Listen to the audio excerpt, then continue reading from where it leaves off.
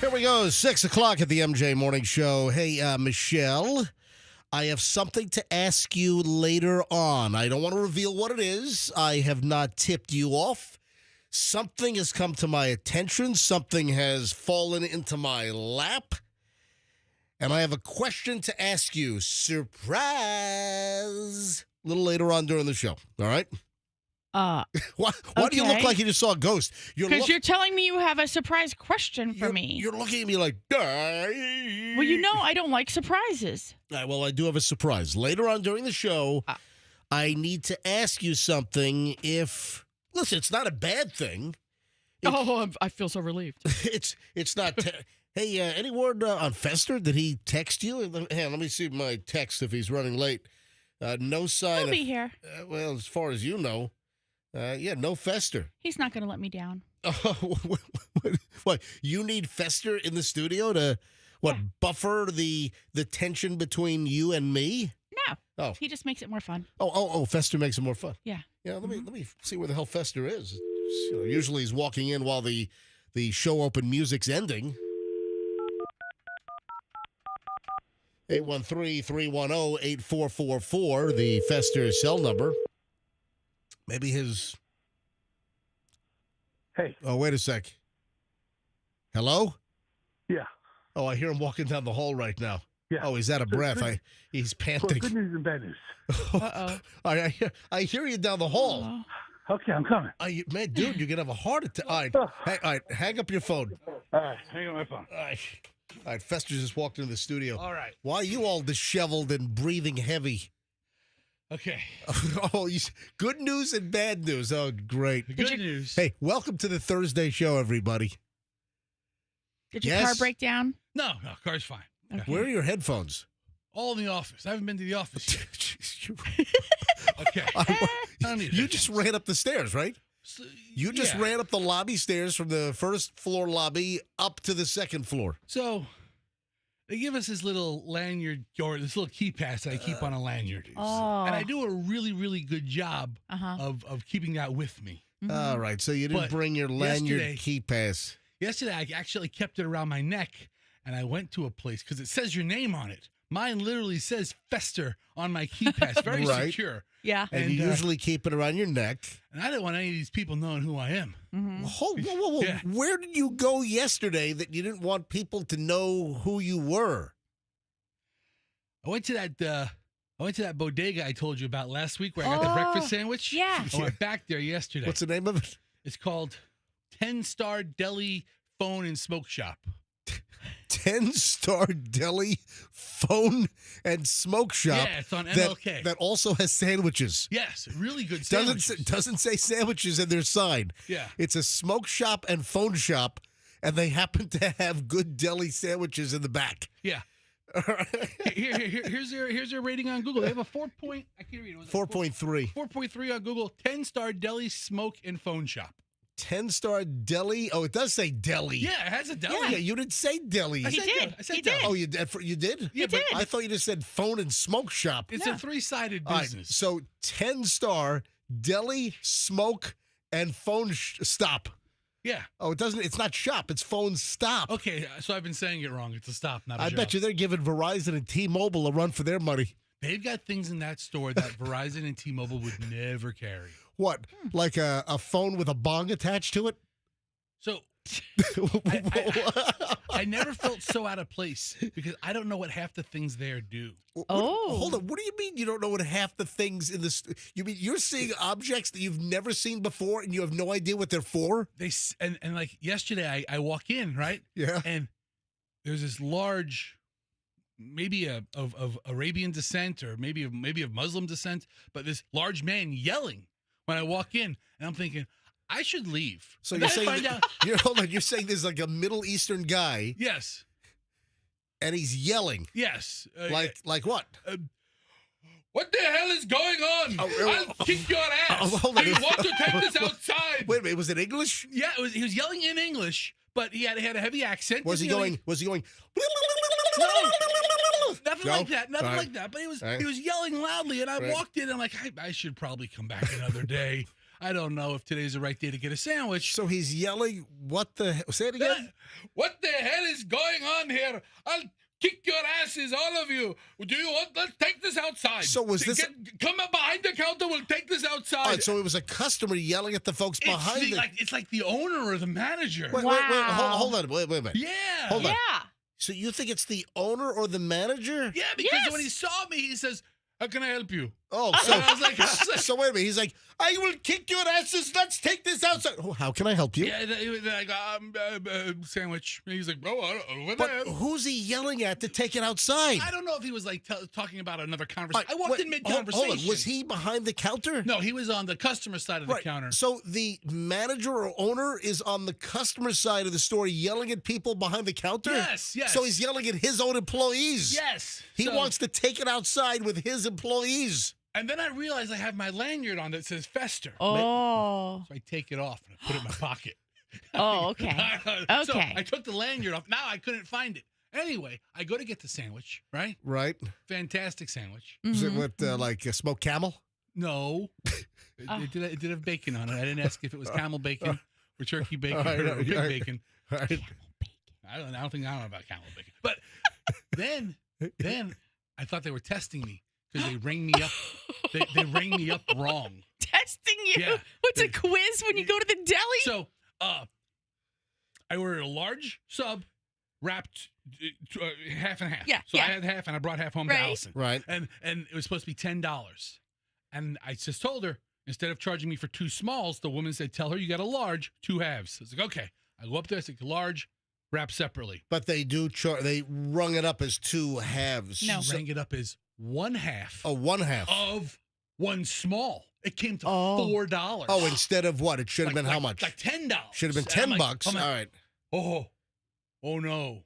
Do I correct her? I'm not going to correct her. What? Or do you correct her? I don't know. I don't know what the Fester. custom is. I don't know if they think I'm, part of the tribe. Do I they don't have know a- what's going on. Do they have a radio playing in the store? Are we potentially on right now and they're listening at the 10-Star Deli Smoke and Phone Stop? Look, I mean, What the hell are you doing? Let's take it outside. cautiously, I Right. recommend everybody goes there, but because head on a swivel. But they have boxes of stuff. And Yeah. I don't know what these boxes. The boxes are like 5 inches by 4 inches, and they have like cartoon characters on them, or like mock logos of real products, but they weigh nothing, and I don't know what they are. Did you buy one? No, I'm not Just- even sure how much they It's cost. mystery merch. But I don't know what it is. I mean, I don't know if it's like some kind Wow. of, I don't know if it's like some kind of like spice or something. Oh. But they had I don't cases know. of them. And I'm Oh, like, wow. Buy one. Bring it in. All right, so what you're saying is all that whole story to tell I took my me that you took your lanyard off because your name is on it Uh-huh. and you didn't want them to know your name because of the fight or because you were trying to get the sandwich for $4 instead of $10? No, lanyard was well off of my body by Right, the time. so you I left got your run up. lanyard in your other pants is what you're saying. and you It's didn't in wear the same pants today? It's in the laundry pile right now with your key card to get into the studio. That's what all this is about? I think so. All I know is that it's completely lost. It's not where I would normally keep it. I usually carry a bag. I usually keep it in the bag. It's not the situation. I'm in the parking lot doing the pat down. Uh-huh. So how do you get in? One of our guys down the hall, Rich, Yeah. the guy who works down the hall, he was coming in, and he's like, What is this with other morning show people coming in like at the start of the show, like showing up right at 6 o'clock when the shows come on? I don't want you to think anybody here besides you cares. I don't want you to think for a second. I'm the only one that cares about getting here a little early and preparing for the show and putting on a good, solid bra. I'm the only one? I don't even know if you care. I just think you're in a schedule. Oh, no. He cares. No, I care. Okay. Yeah, That's the only reason he's here is because he cares. I care about the crap that comes out of the speakers. Guess what? I also care about who's going to win $1,000 in minutes.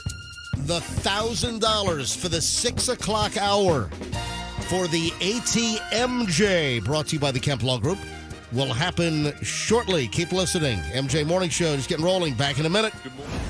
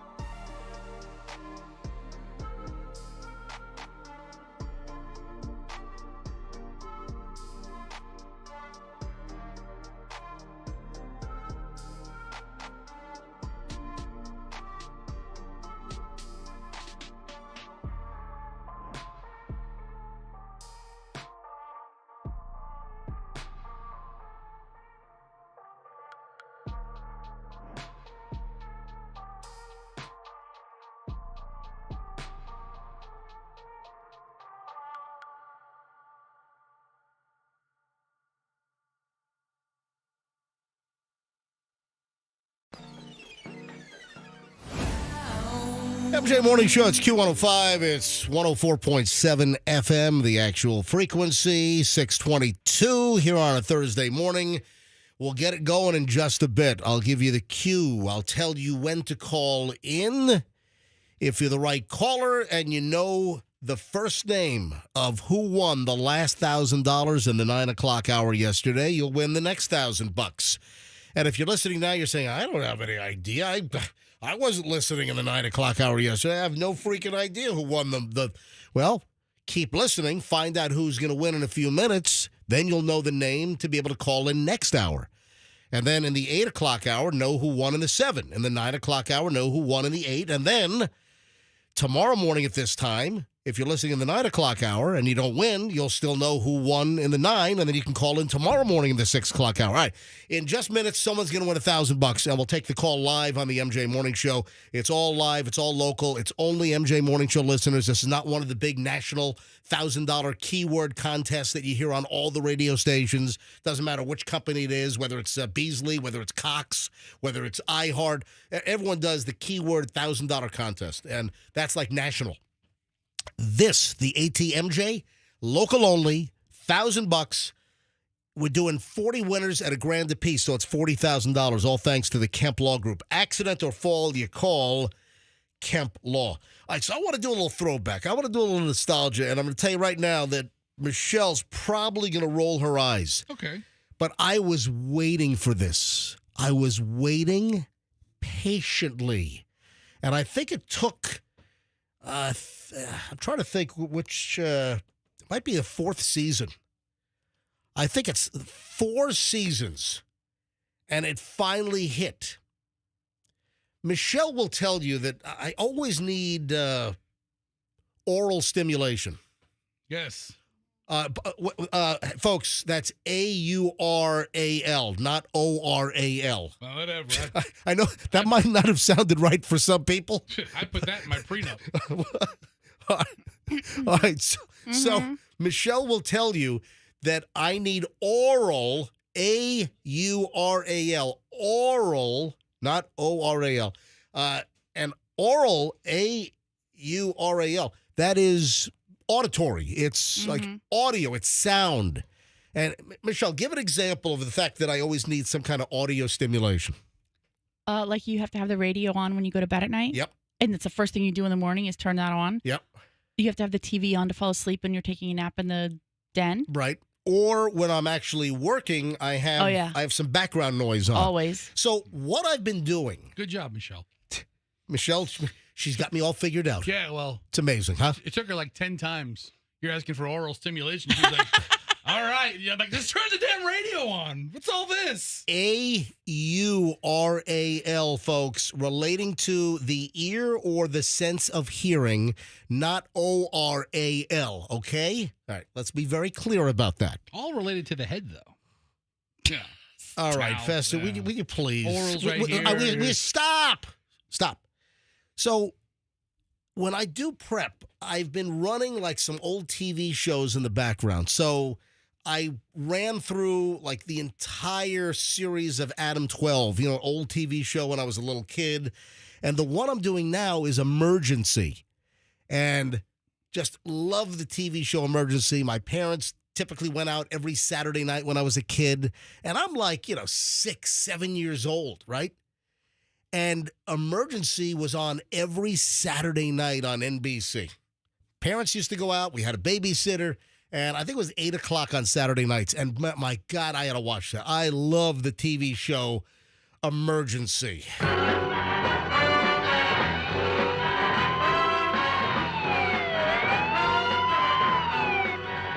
right, that's a little bit of the theme music. And, of course, everyone knows the... Station 51, KMG 365. There is only one scene. There's one actual storyline in Emergency that I actually remembered that made such an impact on me in 1974, 51 years ago. I mean, holy crap. So I would have been 8 years old, I guess, when this was on. I would have been 8. One storyline made an impact. And as I started playing the emergency episodes, they're all on Peacock. If you have Peacock, the old 1972 series, it went from like 72 to 77 or something. And all the old episodes, all seasons are on Peacock, emergency. And there's one actual storyline that I've remembered and I've thought about for whatever reason for years. And when I started to watch Emergency, I'm like, when is this one coming up? When is this one coming up?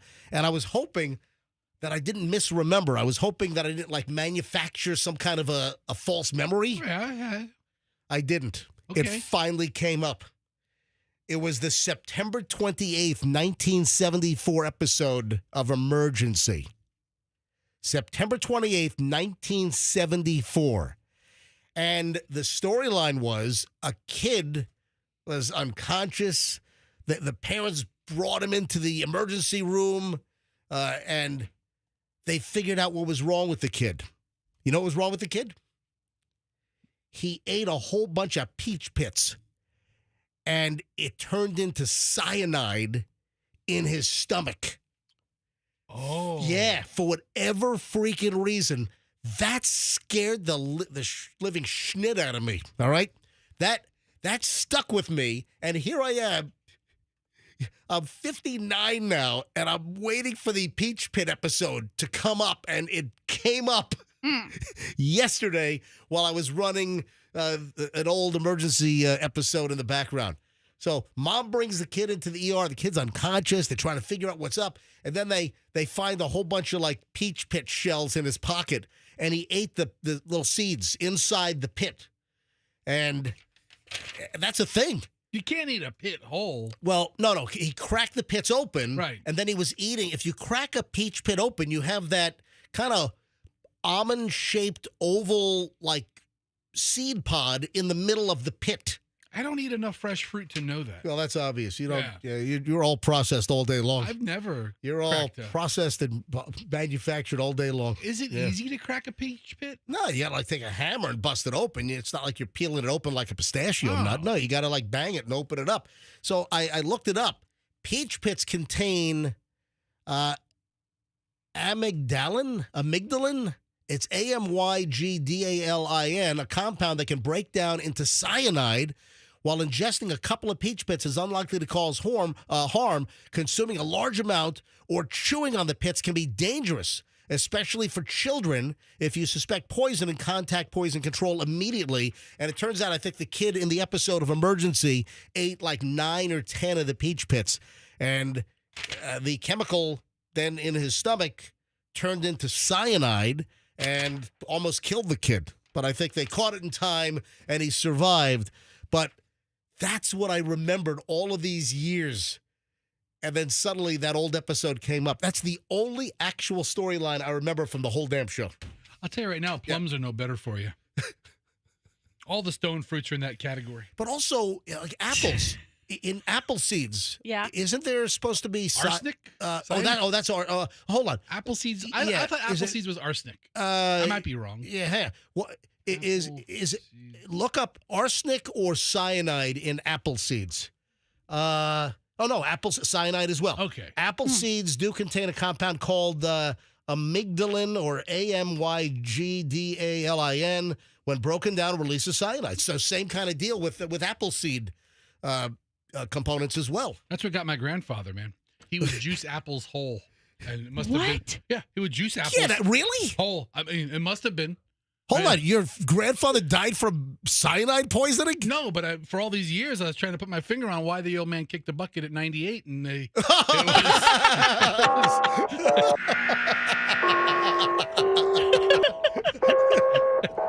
Squad 51, 98-year-old man collapsed on the floor. It's a mystery. No one, he went so young. I mean, that must be the reason. He juiced every day, but he would juice apples whole. Whole apple.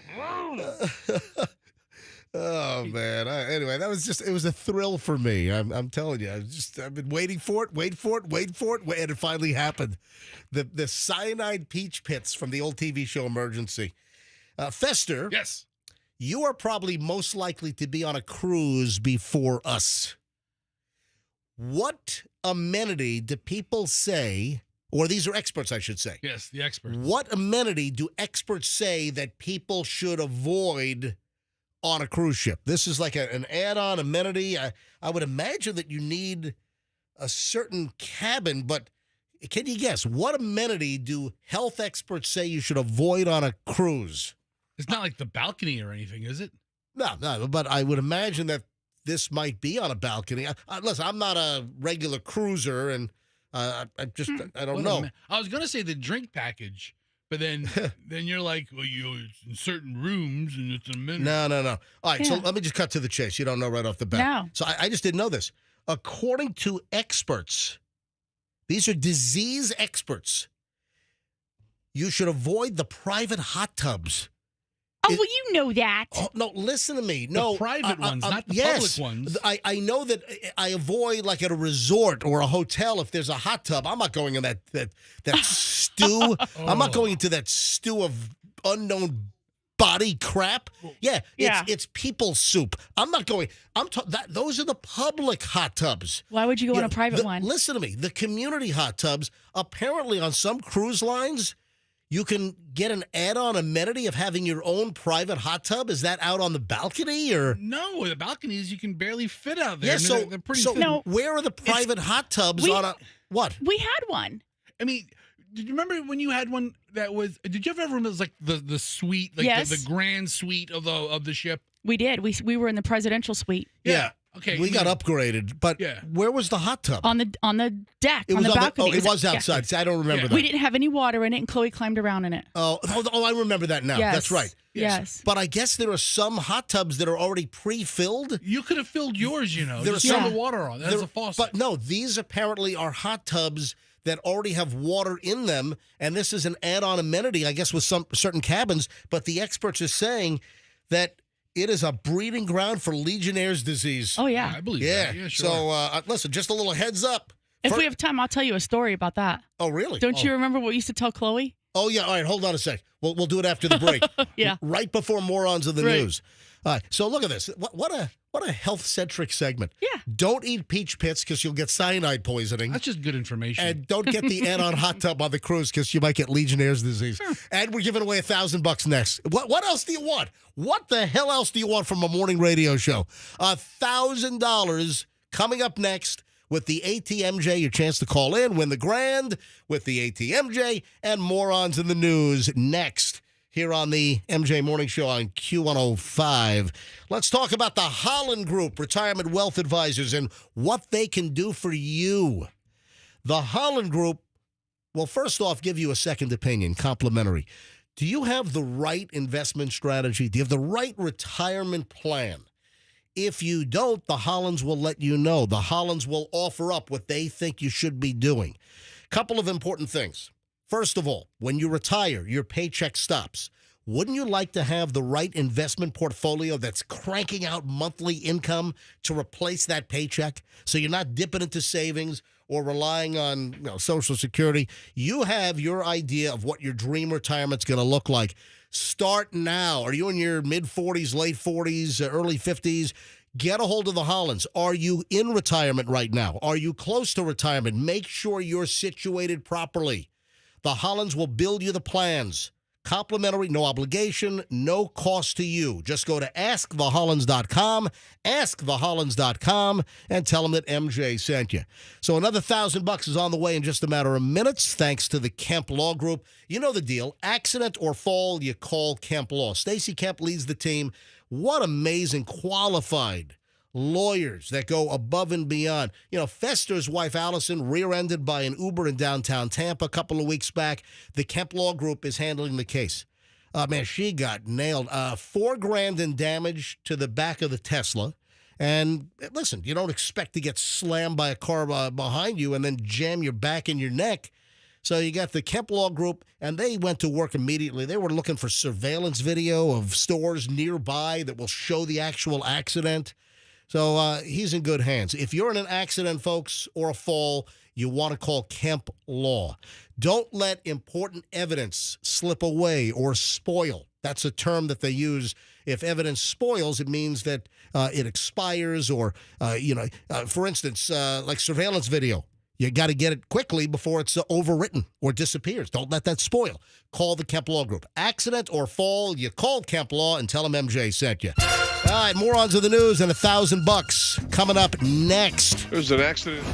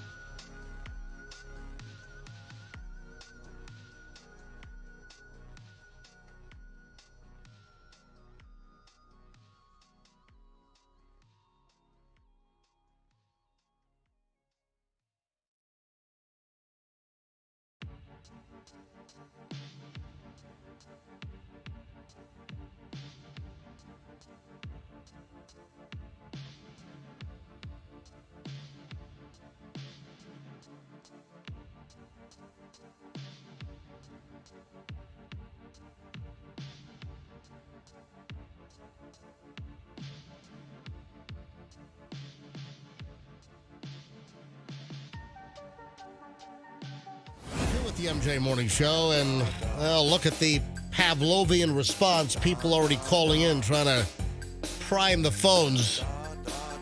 Yeah, I'm going to give away $1,000 here in just a matter of moments. Of course, it's the ATMJ spitting out $40,000 in cash, and someone's going to win the next $1,000 in just a matter of moments.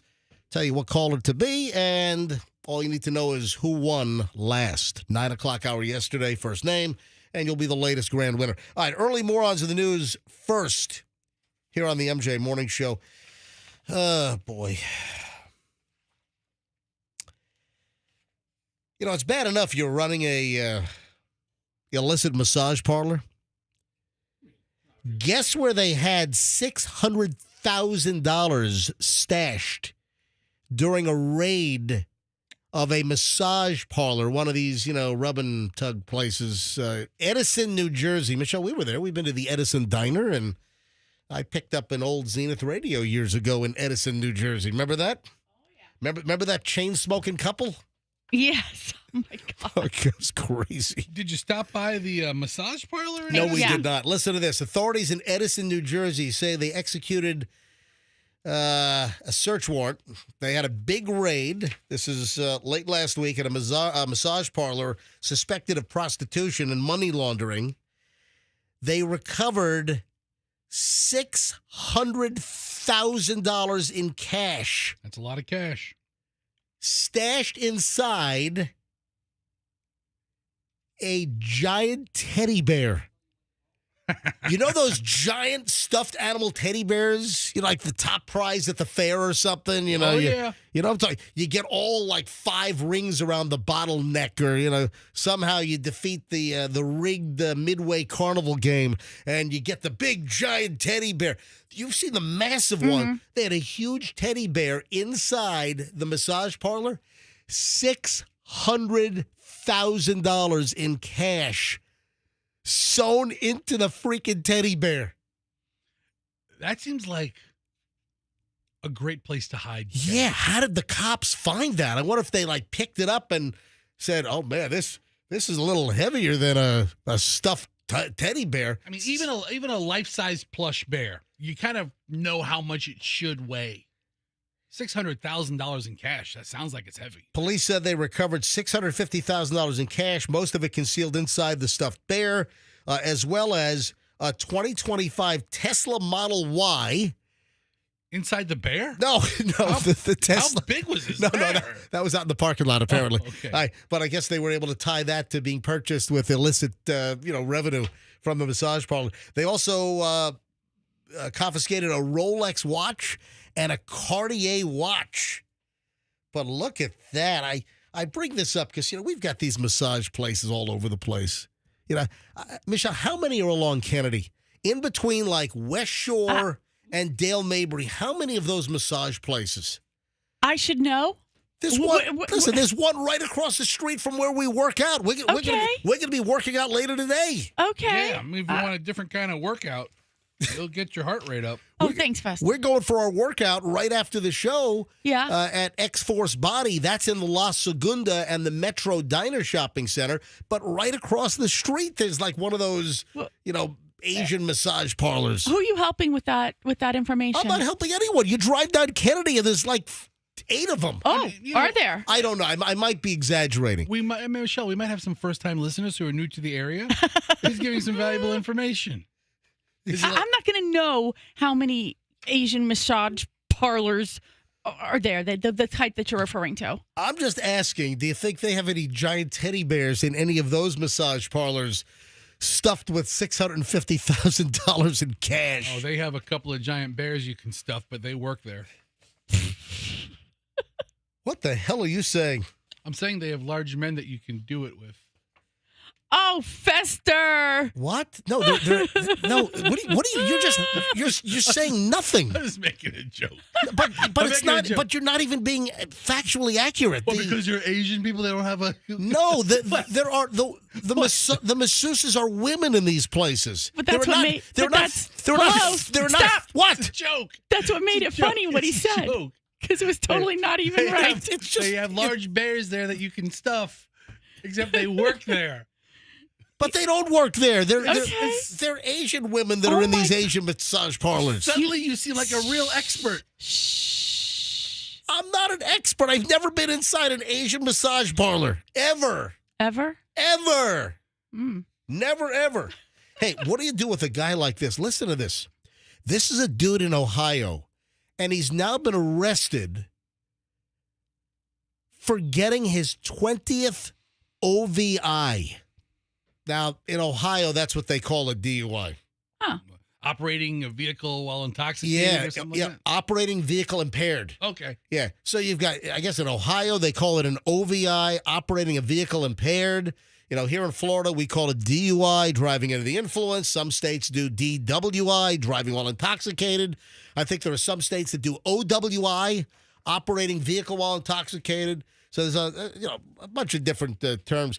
But how does a guy get to 20?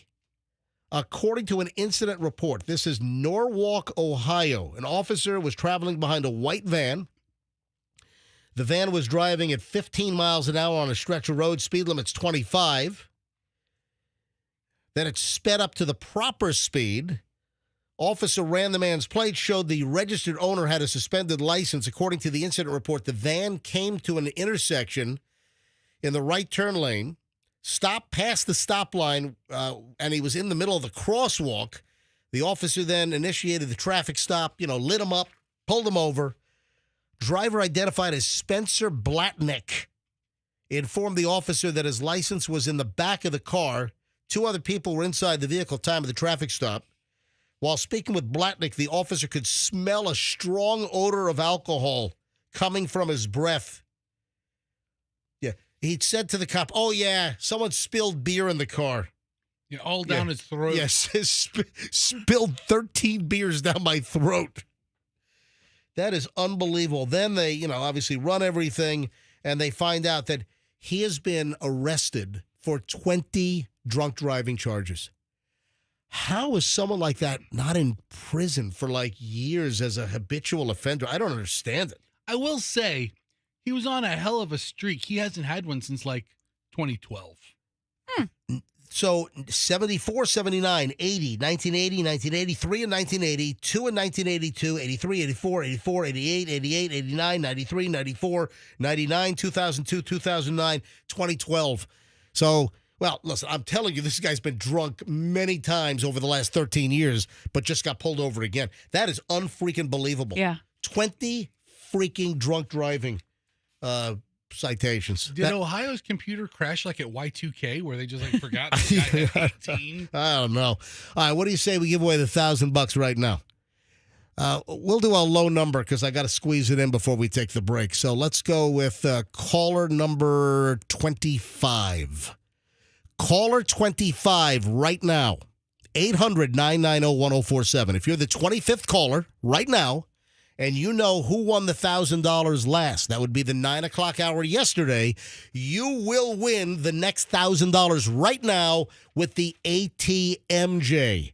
As we spit out the cash, $1,000 right now. 40 winners, $1,000 apiece. That means $40,000. 20 grand this week and 20 grand next week. Every hour, every day. Here on the MJ Morning Show, thanks to the Kemp Law Group. It's the ATMJ. No one's doing this. I mean, this is not a national contest. This is only on the MJ Morning Show locally here on 104.7 FM Q105. All right, Andrew should be dealing out caller 25 here in just a second. So Andrew stops. He screens up to 24, and then I'll take 25 live on the air. And you will hear someone win $1,000 in just a matter of moments. Andrew? What number do you want? I'm not gonna go to a new story because It should be a couple of seconds. it's gonna be any time now. Andrew's gonna say, okay, 24. It literally takes him 1 minute to get through 25 calls. He should be there in a second. I mean, hang on a minute. Crack his mic. Okay, we're up to 24 right now. Here we go. I'm picking up line number 4. MJ Morning Show. Good morning. Whom am I speaking to? Tammy. What is it? Tammy? Hammy? No, Tammy with a T. Oh, Tammy. Tammy, where are you calling from? Newport Richie. Oh, we love our NPR listeners. In Newport Richie, that is. All right, so Tammy in Newport Richie, you are caller 25. No way. Yes way! Tammy, Tammy, do you know who won the $1,000 last in the 9 o'clock hour yesterday? Yes, I do. Who is it? Deanna. Yes, Deanna's correct! Tammy, you got $1,000. Congratulations. Thank you, Kemp Law Group. Look at that. I mean, they are trained. This is amazing. Thanks to the Kemp Law Group and, of course, the MJ Morning Show. All right. Tammy, is it Tammy or how do you spell it? No, it's Tammie. All right. Oh, great. You're one of those. Well, listen. Just listen. Yes, I'm one of those. Yeah, as long as you know it's just Tammy. Anyway. She spent her whole life correcting people on how to spell her name. Hey, Tammy. Absolutely. Tammy, congratulations. Latest $1,000 winner. Hold the phone. Andrew's going to tell you how to get your grand, okay? Okay, awesome. You guys are great. Thank you, Tammy. I appreciate it. Congratulations, All right, Tammy. another $1,000 happens next hour, and next hour starts in 6 minutes. It's 6:54, and we'll start the 7 o'clock hour next. Another $1,000 next hour, another 1,000 in the 8, another 1,000 in the 9. Just always know the previous hour's winner's first name be the right caller. Simple as that. It is the MJ Morning Show on Q105. When we get back, the craziest obituary you've ever heard. So guy dies. He wrote his own obituary, and you got to hear this thing. Insane. Okay. Try not to laugh. I'll try. Next on the MJ Morning Show on Q105, 104.7 FM. Hey, when your roof needs a repair, who do you call? You call the folks at Westfall. Who does the roof repairs on my house? It's Westfall. Now, we just had a whole bunch of rain. The rainy season is upon us, folks, so lots of rain coming. If you discover a roof leak, this could be residual damage from the hurricanes that we had back in the fall. If you have any roof leaking issues, you need to get a hold of Westfall. If you need a new roof, get a hold of Westfall. Here in Florida, the average lifespan of a roof is somewhere between 15 and 20 years. Do you know how many folks are listening right now that are at that lifespan time or have passed the lifespan of the roof? If you need a new roof, you want the best. You want westfallroofing.com. Around since 1989, family-run company, best crews in town, get a great price, get an unbelievable job. Westfallroofing.com for any roofing issues. Westfall. And, of course, please tell them that MJ sent you. When it's time to make a move, when it is time for you to move, don't get saddled with some horrific moving company that's going to really mess up your day. You've got some moving companies out there. They'll lowball you on a quote. Then they'll try to raise the price mid-move or at the end of the move. Sometimes they'll even hold your stuff hostage on the truck and won't unload it until they, get more money out of you. But also, you got moving companies that just have horrible crews. They're not trained. They're not background checked. I mean, who knows? They're in your house. They're maybe going through your drawers. You want a company like Two College Brothers. The background checks are extensive. The training is extensive. Why do you think Two College Brothers Moving and Storage has over 1,100 five-star reviews? It's simple. People like them. People love what they do. People get a good job. That's how you get 1,100 five-star reviews. TwoCollegeBrothers.com, smartest move you'll ever make. That's TwoCollegeBrothers.com. Tell them MJ sent you. Traffic's on at 6:57. Here's Shriner, MJ Morning Show back in just a second. Don't move.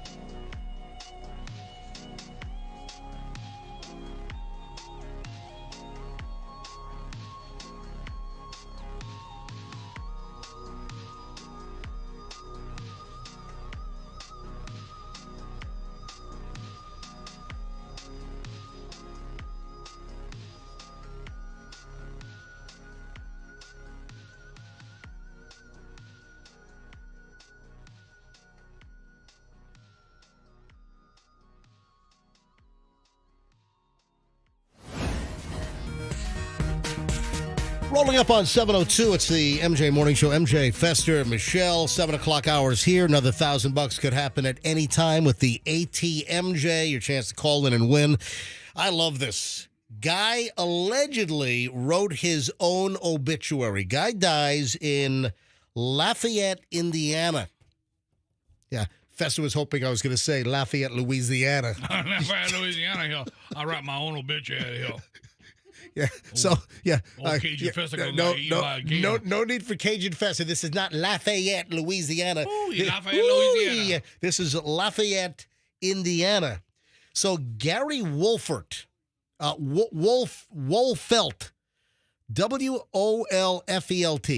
Wolfelt writes his own obituary. This was published on Legacy.com. You've seen that. Legacy, it's is that owned by like one of the biggest funeral home operators in the country? What is the name? Dignity. Is it? I don't know. Does Dignity, back in like the 90s, there was like a tear, a rip, and like these private equity companies were going out, they were buying in 90s. Nursing home. Oh, no. Funeral homes. Yes. Yeah. Well, nursing home, funeral home, sometimes the same thing. I can understand how you confuse that. It's part of the business model. So there's been a rip and a consolidation in the funeral business where like only a few companies control the mass amount of funeral homes in the country. So Legacy.com, this Gary Wolfelt in Indiana writes his own obituary, gets published. Hello, I'm Gary. I'm completely dead now. I'm surprised that it took this long to happen. I had several close calls throughout my lifetime. I guess that I was lucky that something didn't get me long before now. I had a long series of events and mishaps that, looking back, should have killed me long ago. Sometime during my grade school years, while I was a second baseman on the most losing team in Little League Baseball history, 0 for 20, I lost sight of a fly ball in the sun and got beamed right in the forehead. I guess that explains a lot later in life, now that I think about it. In my 20s, my sister's horse kicked me real hard right in the gut. Any higher, my heart probably would have stopped. Any lower, I probably would have been singing soprano for the rest of my life. In my 30s, I got hit by a car when I was crossing the street. Wow. It was my fault as I was crossing against the light. It really knocked me hell-bent for election. I don't know what that means. But I got up and brushed it off and went home with a torn-up coat and kind of sore. Lucky me. In my 40s, I was in the process of tearing down an old dilapidated building and was inside tying off a cable when the building came crashing down around me, and a large brick chimney just missed falling on me by about 10 feet.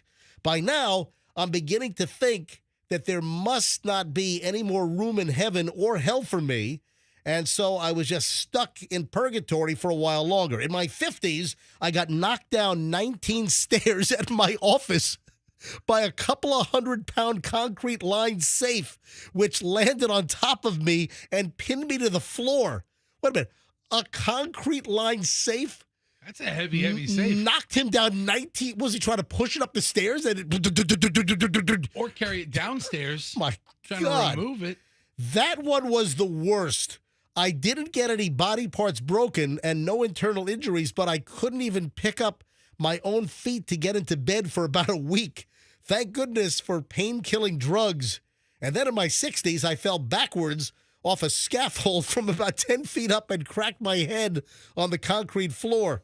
But that one turned out to be a fortunate fall because it forced me to go visit my doctor, who I hadn't seen in 3 years. While I was there, he determined that I had prostate cancer, early enough to be treated. I just dodged another bullet. But then in my early 70s, that treatment failed, and I have to have my prostate surgically removed. The surgery went well, but then I developed an internal leak that nearly killed me. Anyway, this thing goes on and on. This guy almost died like 20 times. It's 5 freaking pages. This guy writes a 5-page obituary, Michelle. They published the whole thing? Oh, yeah. Like on Legacy.com, it's like a computer, so you can just write as long a document as you want. Really? It's like a computer. Well, it's not it's like a site. It's a site. It's not like a newspaper is Yes. printing 5 pages of Right. obituary. This is online. Obituary can be as long as you want online, It's like a computer. right? So I'm skipping like 2.5 pages here. Uh-huh. But the guy said, "I would like to thank those of you who loved me while I was here on Earth. Really meant a lot to me, and I appreciate you letting me love you right back. Lots of people start to become withdrawn, lonely, depressed. So the older I got, the more important it became to share my time with my love, with friends. Thanks for being there. Goodbye and peace. I'm hanging up now. GHW." So I guess it's, Gary H. Wolfelt in Indiana. I'm hanging up now. Oh, P.S. I also want you to know that I didn't intentionally vote for any socialists during my lifetime. So I'm not the least bit responsible for the mess that America's in at the moment. Okay. Work hard like I did and pay your own bills. P.S. In accordance with my wishes, there'll be no funeral. I don't want people coming by to look at me all dressed up and stretched out in an expensive box looking bad as I probably will look. Anyway, so the PPS is a page and a half long. Anyway, so He has a lot on his I mind. kind of like that. I kind of like, writing your own obituary. Write your own. Oh, speaking of obituaries, I have never seen one of those Final Destination movies. I saw the commercial. Yeah, There's a new one coming out. That's why I'm bringing this up. And it kind of goes hand in hand. So how many freaking Final Destination movies are there? I don't even know. Michelle, we have never seen a Final Destination movie. No. Am I right that it's all about stories and vignettes of people that have just terrible endings? Is that what Final Destination's all about? I think that's what I get from the commercials, but I've never seen one either. These are the first commercials I've seen. Like, I don't recall ever seeing a commercial for any of the previous ones. I didn't realize this was like a series. Yeah, there's a commercial running now. There's Yeah. 6 of them. This is What? the 6th one This coming is out. the 6th we haven't seen any of these. And when does this latest one, when is that due to come out, Festive? Well, they're running commercials now, so it must be very soon. I think it's today or tomorrow. My- no, we don't have time to do the catch-up Yeah. and watch all I- 5 I of them first. I have no desire to watch this. I don't know. You know what? Let me grab a call or two on this. Yeah. Have you seen these Final Destination movies? Because I'm seeing the commercial all over the place. 800-990-1047. Are they bad? Is this like schlocky, cheesy, awful, like low budget horror crap? And who dances on glass dance floors? Yeah, all right. So the commercial that I've seen now, it's somebody meets their demise.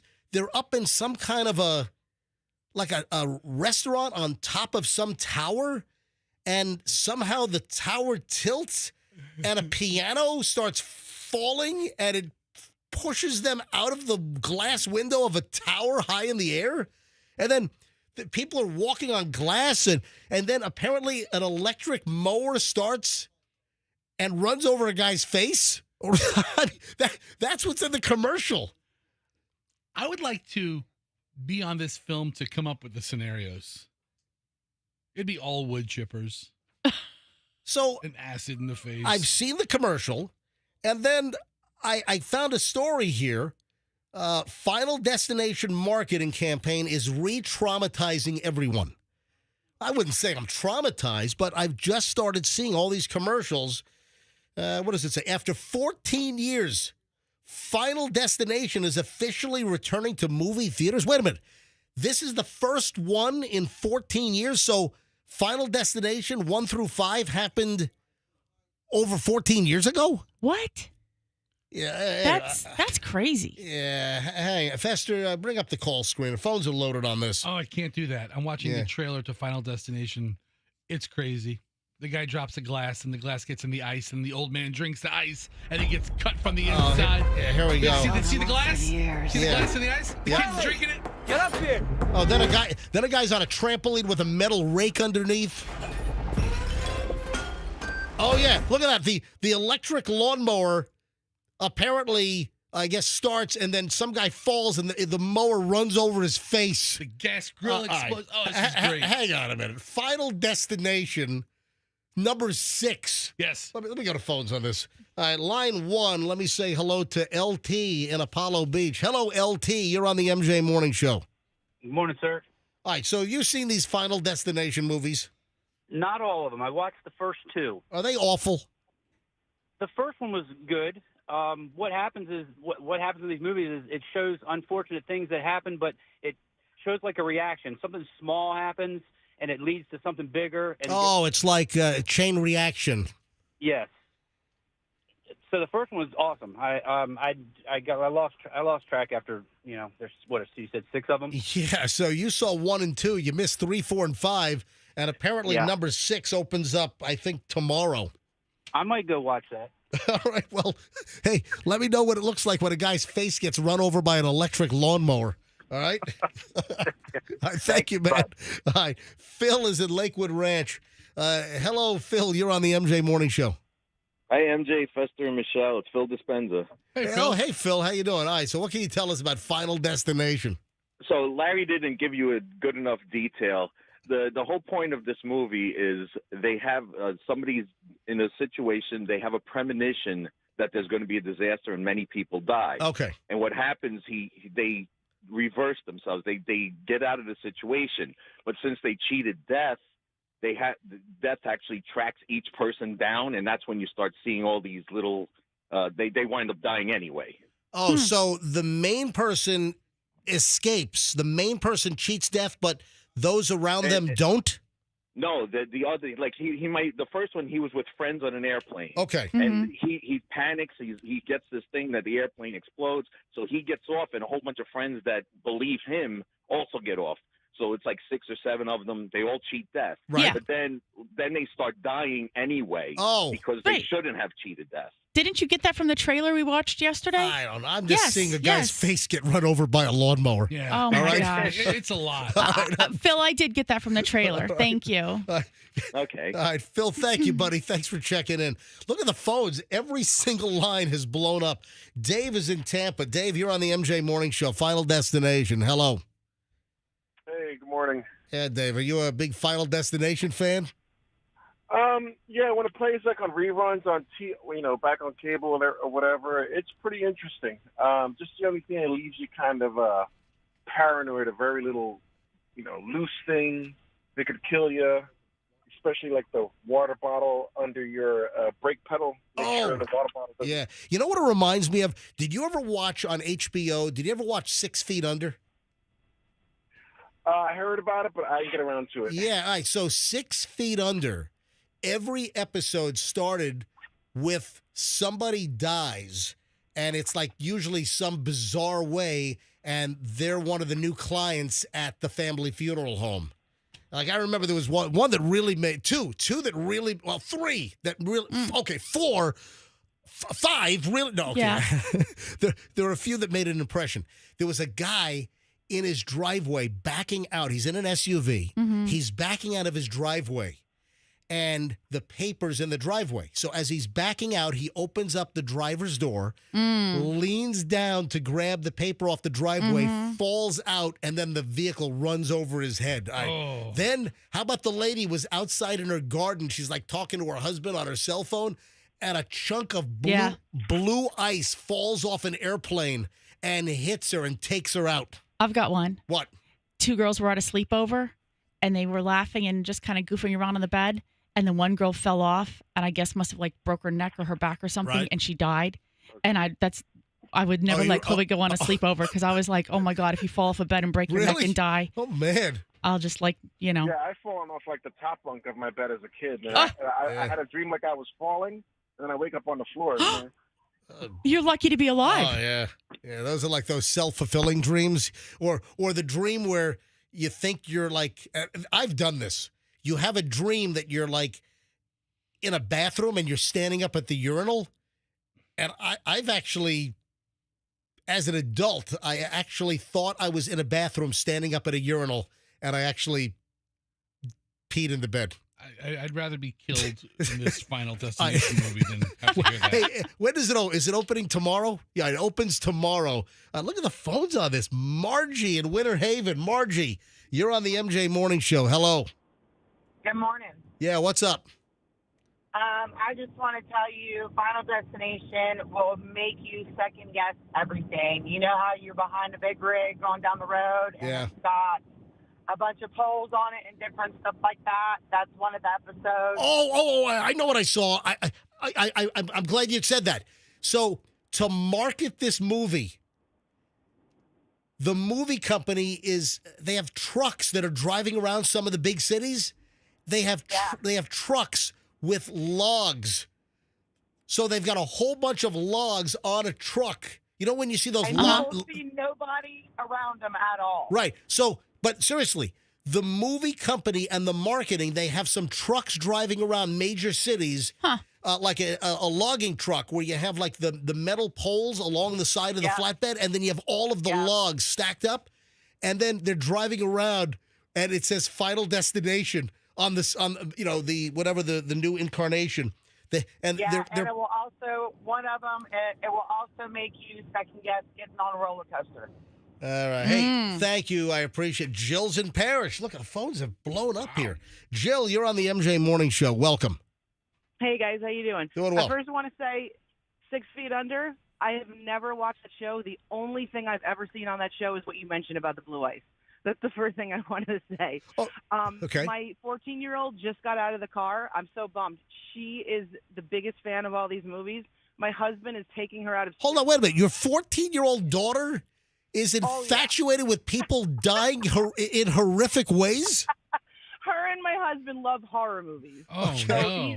He loves them. My husband and I are in their mid-40s, so these movies, like you guys were talking about, they came out years ago. We were watching them like high school, college time. All right. So he's taking her tomorrow. But I was. Were you going to say that she is missing school tomorrow to go see the movie? She's getting out a little early. Okay. Yeah, because why don't you just wait until she gets out of school and go to a 5 o'clock showing or something? Because he's got a poker game, so he's got to fit it in. Let's take 14-year-old daughter out of 8th grade early so we could go to see the movie and Dad can still make the poker game tomorrow night. Exactly. But I want to say one last thing. Like that last caller, she's 100% right. You turn on your garbage disposal, you get like the ice and behind the trucks. Anything you see in life, she's 100% right. You see that and you think about all of that. You look at everything differently. That's great. So it turns everyone into neurotic psycho baskets once they see this movie. All right. Thank you, Jill. Thanks. I can't believe that tomorrow will be the 6th incarnation of Final Destination. Michelle, we haven't seen one of these movies. No. All right, one more call. Mark in Tampa. Mark, you're on the MJ Morning Show. Hi, Mark. Hi, MJ. How are you? Doing fine. Go ahead. I am a new listener to y'all. I watch y'all on YouTube all the time. Hey, Mark. Good to see you. Thank you. So one thing I understand about Final Destination, it always goes back to Flight 180 from the part one. You know, and it goes back to how they all die. And it's like part 2, okay, you got the road when they had that all pile up, and then it's roadway Flight 180 or 180 something. Oh, I got you. All right. So it's like a running... So it always goes back to 180. There's a theme for 180. I got it. Yes. All right, Mark, thank you for listening, man. And thank you for being a new listener to the MJ Morning Show. I appreciate it. And I'm going to go see it tomorrow with my girlfriend, so we're excited about Sounds like a hot date night. All right, I think there's gonna be more making out in that theater than movie watching. No. Hey, cut a hole. All right, Mark. Thank you, buddy. Appreciate you Mark, listening. put a hole in your popcorn box. All right, 7:20 at the MJ Morning. Festa, would you stop it? Put a hole in your popcorn bucket bottom. Get out of here. All right, 7:20. You're a sicko. 7:21 at the MJ Morning Show. We'll give away $1,000 next. Sometime in the next segment, because we start an hour and 20 minutes of nonstop MJ coming up. And in that segment, before 8 o'clock, we'll give away the next $1,000. So stand by. There is an attractiveness that apparently psychopaths have. What are the traits that make psychopaths attractive? This is unbelievable. All right, Fester, I've got a big warning for you coming up in just a bit. Okay. I'm just looking at the plot. We got a lot of stuff coming up in the next segment because we do an hour and 20 minutes nonstop. In minutes on the MJ Morning Show here on Q105, 104.7 FM. Don't move. Oh, also, Michelle, I have a surprise for you. I need to know yes or no. So you don't know about this. No. I've got a Michelle potential surprise.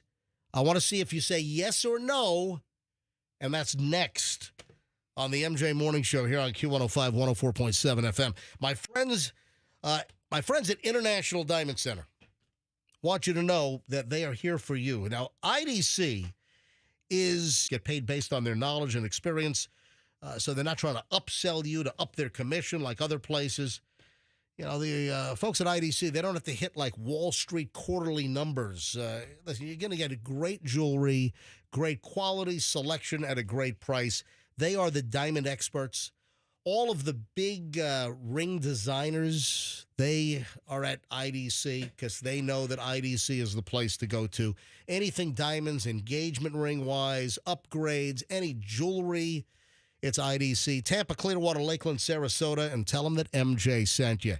Hey, Banco Overhead Doors has a meet and greet on Saturday that you ought to try to make.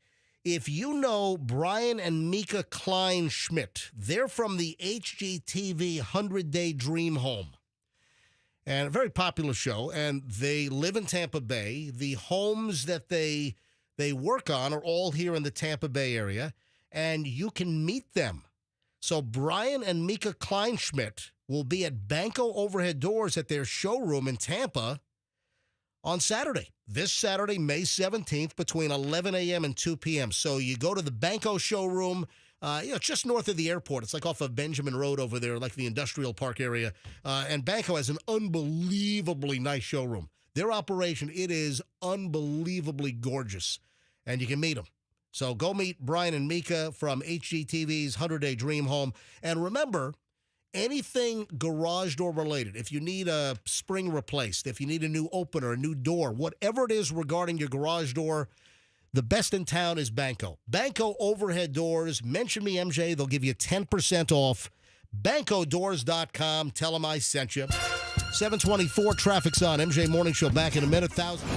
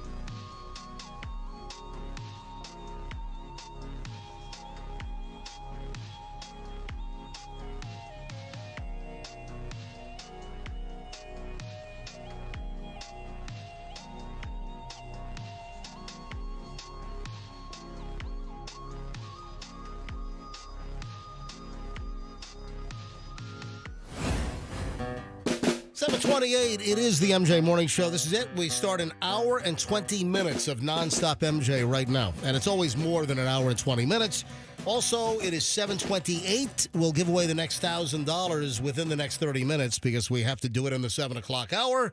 It's the ATMJ as we give away $40,000 in cash. Local only. This is not a national contest. This is not one of the listen for the keyword and text it. No.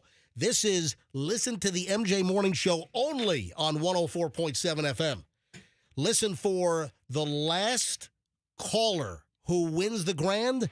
You got to know their first name the next time we do the contest. So when we ask for the certain caller in a few minutes, just know the first name of who won last hour, and you win the next $1,000. It's the easiest damn contest in the world as we blow out 40K, 40 grand, 20 grand this week, every hour, every day during the MJ Morning Show, and then 20 grand next week.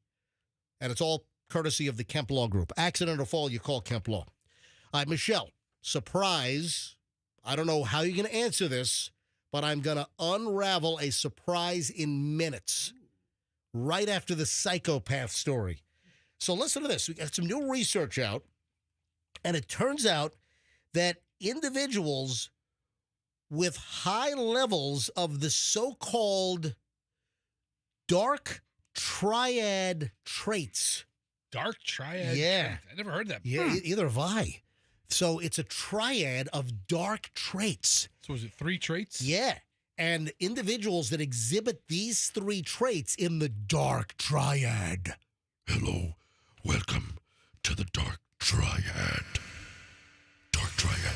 All right. So what are they? How many do you have? I have none of these. You might have one. I'm not saying you have all 3. All right. Maybe I have one. All right. First one is narcissism. That's the one. Oh, it's you think I'm a narcissist? All right. I don't think you're not one. I mean, I don't think you are one, but I don't think you're not one either. Thank you. Thank you very much. Look at that gray area. Right. All right. The next one is psychopathy. And the third one is Machiavellianism. So those are the dark triads. What does Machiavellianism mean? Would you like to know? Is it his book, The Prince, where it's like it's best to be loved and respected, but you can't be loved, it's best to be hated and respected? Or something like that? I don't know. So I've always heard, people dropping old Machiavelli's name. What does that really mean in modern It's society? like being evil. So being evil traits, that's being Machiavellian. That does not describe you. Yeah, I'm not evil. I don't think that's... Thank you for that. Thank you for clarifying you're not evil. I am not an evil individual. You know what? No. Hey, off the air, remind me to tell you my funny Machiavelli story. What do you mean off the air? I can't say it on the air. But it's you'll find it entertaining, but it's a private story. Great. Hold on.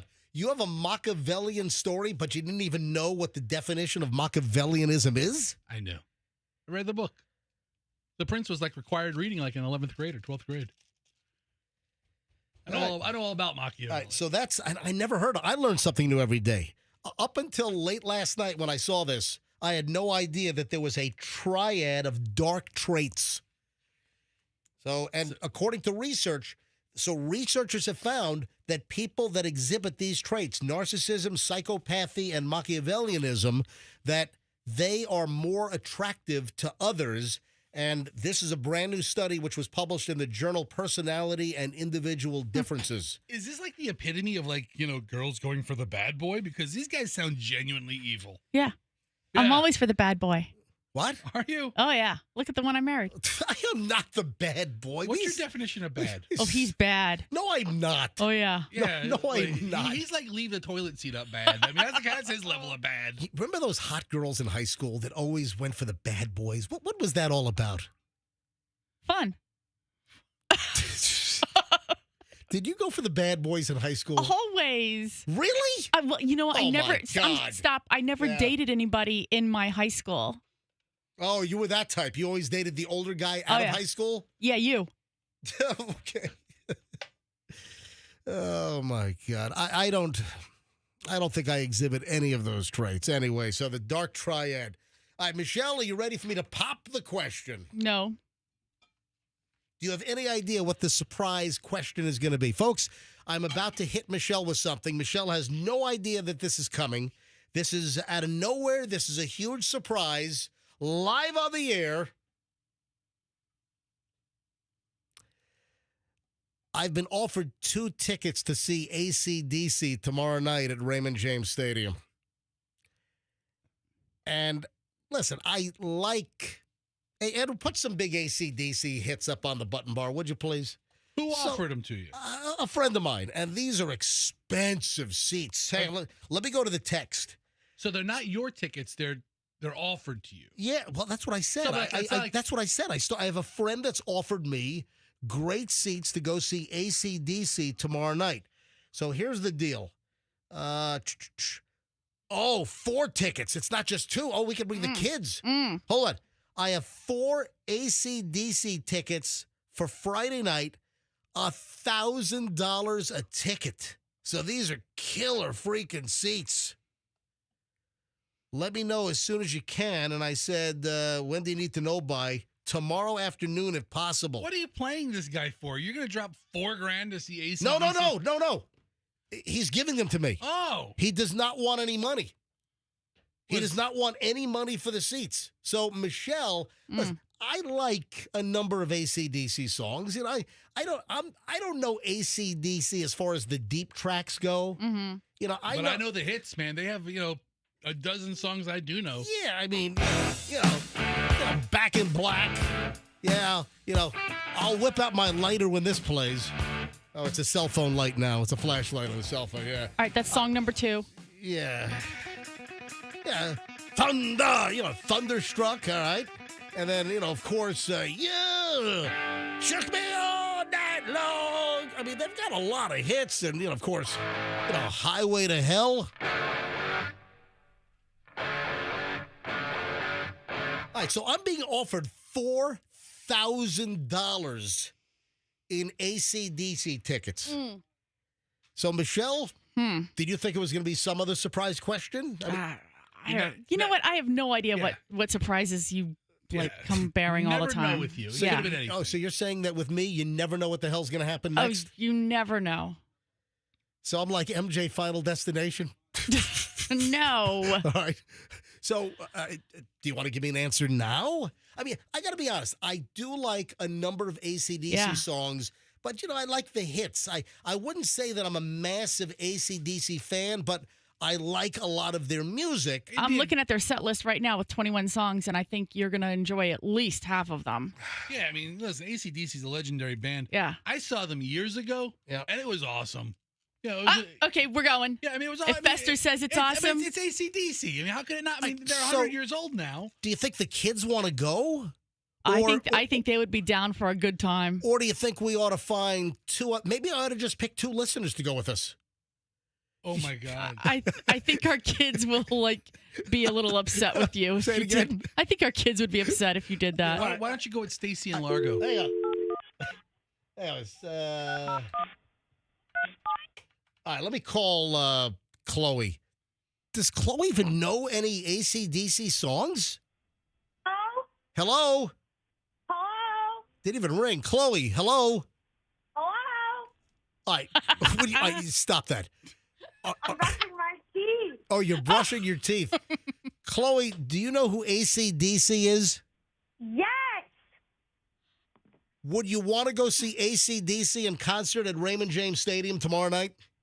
I'll give you $4,000 myself to go see them. Oh, get out of here. Really? Right, hold on, Chloe. It's probably his money anyway. She has been working for a few months. I understand that, but still. Yeah, I'm looking at the seats. These are really, really good seats. Oh, my God. Let's do it. In fact, wait a minute.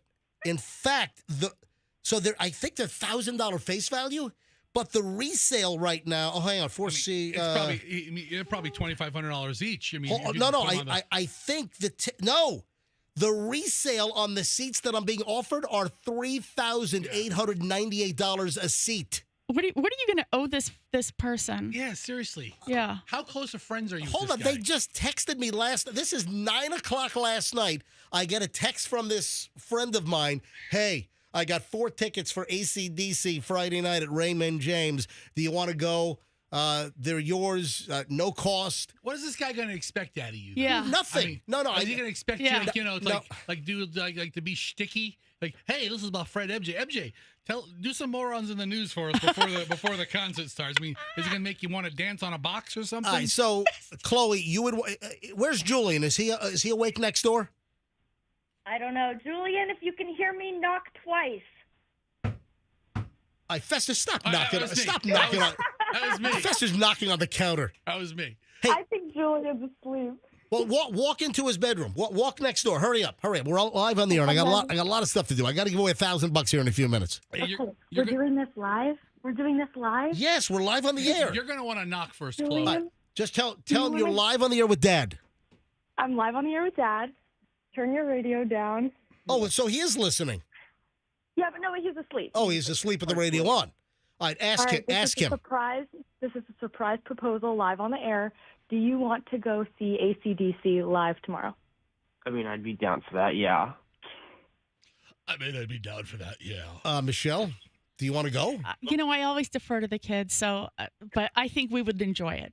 So, all right, family meeting. I have to let my source know by later this afternoon. You're letting him know right now. I'm sure the friend is listening. The answer is yes. Book it, right. confirm, book See? it. So if these tickets are going for $4,000 a piece, that means it's $12,000 worth of tickets on the secondary market right now. It means they're $16,000. Oh, I'm sorry. You're right. 15,000. You're right. 15,200. Oh, right. Well, Michelle is a USF accounting major. Before she got a law degree at Stetson. MJ, I'm always really concerned whenever I hear that some, fancy schmancy person invites you to something.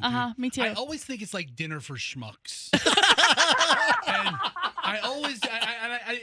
I cringe when you're like, oh, I was invited to the yacht club, or oh, I was invited to a private concert at this hoity-toity golf club. I'm not a member, but a friend invited me. I'm like, yeah, you're the joke. Have you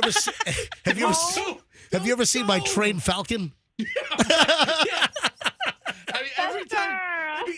My friend has a restaurant and they invited me to the pre-opening. I'm like, I know they need entertainment. I make these little dioramas with little stuffed mice. Dude, I think that every time somebody invites you somewhere. All right, so I guess we're going to AC/DC. I guess I'm going to accept the tickets. Yeah, sounds like it. And I got to get a hold of Dennis Phillips so I can get on the parking list over at Channel 28. Oh my God. Yeah. Yeah. Dennis Phillips is probably second on his list for dinner with schmucks. All right. All right, Avengers, come bring the weather guy. I'll accept the tickets. I guess the whole Schnitt family, the whole MJ family, we're going to see. Oh, I know who it is. How do you know? Did they text you? Yes. Oh, they just texted you? Yes. Is it dinner for schmucks? No. No. All right. Burger King, and he knows who he is. Thank you very much. All right. Chloe, hanging up now. I guess we're going to AC/DC tomorrow night. All right, Fester, that dinner for schmucks comment is my favorite thing you've ever said in your entire life. It's the truest thing ever. MJ comes in. Oh, well, I went to the golf club. I'm not a member, but a friend of mine invited me. I'm like, I know they're laughing at you. They're laughing at you. Goodbye. I don't go anywhere with anybody. I don't want to. I'm not gonna get rope doped into that. All right, goodbye, Chloe. All right, bye. Drive safely to work. Goodbye. Goodbye. All right, $1,000 on the way in a few minutes. Don't call yet. I have had a bunch of people send me this video clip of allegedly a guy trashing a Walmart locally. Which Walmart? See, I don't know. People are just saying this happened in a Tampa Bay area Walmart, but also I wonder if it's fresh. Now, the video, from what I can determine, it really started making the rounds in the last couple of days. Yeah. Like in the last 2-3 days, this video started hitting Facebook videos. And you had 20 people send it to you? Yeah, I had a whole bunch. A bunch of people have sent me this. And it's a dude. First, he starts behind the customer service counter at Walmart, and he's ripping their cash registers out of the desks and smashing them on the ground. He's taking computer monitors and the cash drawers at the checkout lanes at Walmart, and he's smashing them. And then he starts going through the drawers and taking the money. But people are saying this happened in the Tampa Bay area, and I'm looking for clues to see. The Walmart is so generic. Yeah. I mean, you don't see like Temple Terrace up in the front counter area. A couple of things I noticed, and if anyone knows where this happened and when, please call me. It's a remodeled Walmart. All right, now if you look up on the ceiling or on the wall near the ceiling, you have an American flag and then also the state of Florida flag. Right. So it is a Florida Walmart. When we go out to Avon or out in Eagle County in Colorado, they have the Colorado flag. They have the Colorado flag hanging at the Walmart next to the American flag. So the other thing I noticed is there are bins of what looks like Peeps in the front of the store, and of course Peeps. You are a detective. That's more around Easter time with Peeps. So if you look. If in just a second, you can look at right there. Those bins are Peeps bins. They're cardboard. So when did this happen? It's like the light green Peep bin. I see it right there. I'm looking for, there's like a yellow one and maybe even a pink one. So was this around Easter time? Does anyone know where was the Walmart trashed? It's definitely in Florida. And a guy is like just smashing all the cash registers in the lanes. And then stealing the cash out of the drawers that he smashed on the ground. I don't know if this guy's ever been arrested. I don't recall seeing this in the news. So this guy's in no hurry. I mean, he's taking his time. Yeah, and the video is just heavily circulating in the last couple of days. Does anyone know where this guy smashed all this crap at Walmart? All right, hang on. Let me go to CC and Largo. CC and Largo, you're on the MJ Morning Show. Hi. Hey, guys, long-time listener. Thanks for entertaining me every morning. I love you guys. This happened 3 days ago on 1st and 34th in St. Pete. Wow. Okay. 1st and 34th in St. Pete. Yes. He actually was throwing cash out and not even picking up all the cash, too. All right. Were you there? No, I had a friend actually videotape it, and it was on his Facebook. His name is Benjamin. Yeah. So this has not made the local news. It's a viral video go ahead. Yes, I've seen the video and nothing on the news at all about it. It is nuts. And the video goes on for a long time, and people are getting out of his way and everything. Yeah, one of the Walmart clerks tells a guy that is videoing it, "Oh, you can't video this." Oh, yeah, like hell I'm not going to video this, So, you know? Cece, are you saying the video that's being circulated everywhere was shot by your buddy? Yeah, it was actually, Benjamin put it up, and it was actually his friend that did it. That was in there watching it. Oh, so Benjamin's friend is the one that shot the video that's all over the place. Correct. Yes. Gotcha. Can we? And he put it on his Facebook page 3 days ago, and I saw it, and it just went on for a long time. And then the lady said, "You can't record this." Yeah, and exactly. He put the phone down. Yeah, you can't record this. Yeah. Some clerk at Walmart's going to tell me I can't record this. Get away from me, Walmart like worker. hell, this is worth 54 million views. Okay, like hell, I'm not going to record this. It's crazy. He just sat there and threw money out, and nobody. Do we know? Did the cops show up? Did St. Pete police show up? Was the guy arrested? I no idea because the video was cut off, and I never reached out to ask him. He was stealing without really stealing. He was just tossing cash drawers everywhere. Yeah, he's not taking the money and jamming it in his pockets. He's just throwing the money around. We are getting. And the crazy part is they all said on the thread was that there's always a cop outside, and this one time there was never a cop outside. Oh, and wow! And this is a topic in the video. We were just talking like usually there's a cop outside, and they said not this time. Oh, wow. Unbelievable. Hey, can you put us in touch with Benjamin so we can get a hold of the guy that actually shot the video? Yeah, I can reach out to him and see if he can. I'll put your phone number down and have him call you. Yeah. Well, no, I have to do it a little better than just giving him the 800 number because he'll never get through. I'm going to put you on hold, CC. Okay. Talk to Andrew. If Andrew can call, or Fester. Yeah. Fester will. Give your number to Andrew. I'll go get it. I'll give you a call back. And we'll communicate. See what I can get for you. Yeah. We want to talk to Benjamin to see if Benjamin can hook us up with the guy that actually was in the St. Pete Walmart videoing the guy trashing the place 3 days ago. Okay. All right? Yeah. All right. All right, hold on. Andrew's going to pick up you right now. All right, she's on 4. Grab her, Andrew. Thank you. Get her contact info. none of the news channels have picked this up yet. And was there an arrest? Is there an arrest report? We have to look that up. I don't know. I mean, a lot of times the news will pick something up once somebody's arrested. They don't really just, run video with no context. The video's insane. So what did you Google to find? If you want to see this, folks, it's popping up in my reels on Facebook and on Instagram. But because it says Tampa in all the headlines. Right. But so I wrote man trashing Walmart Tampa. Yeah. If you go to Google, it'll be the first thing that pops up. In Google, just search for man trashing Walmart Tampa. Although apparently it was the Walmart in St. Pete at 1st and 34th is apparently where it was. But unbelievable. All right, 7:48 at the MJ Morning Show. Man, we got a lot to do. But first, what do you say we whip out the next $1,000? Oh, look at that. It's time for the ATMJ. Oh, and a bonus. Not only am I going to look for caller number 105, not only is caller 105 going to win if they know the last hour's winner, but I have another surprise while we look for caller number 105. All right, 800-990-1047.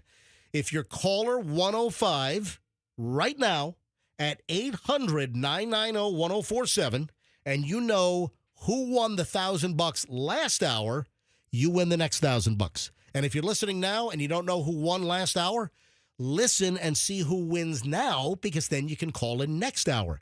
You in the 6, 7, 8, and 9 o'clock hours every day on the MJ Morning Show, every hour, be the right caller, know the previous hour's winner's first name, and you win the next $1,000 thanks to the Kemp Law Group.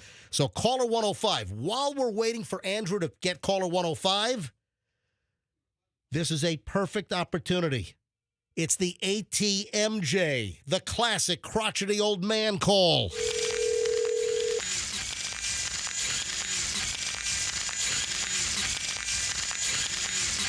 Thank you for calling Nations Bank Customer Service. If you are a first-time caller, press 1. For account information, express service, press 2. For a customer service representative, press 3. Yes! Three. Hold for a customer service representative. Three. Jerry speaking. Jerry, I'm at an ATM machine now, and it's just spitting out cash. What ATM machine are you at? Excuse me? Whereabouts are you? What ATM machine? I don't know my exact... Do you hear this thing? I'm on my cell phone, and it's just hurling out cash at me. Whereabouts? I'm near the tree. I'm next to a big tree. And what happened was I went and I put my card in, and I dialed my secret beep PIN number, and then I selected quick cash withdrawal $20, and then it went haywire.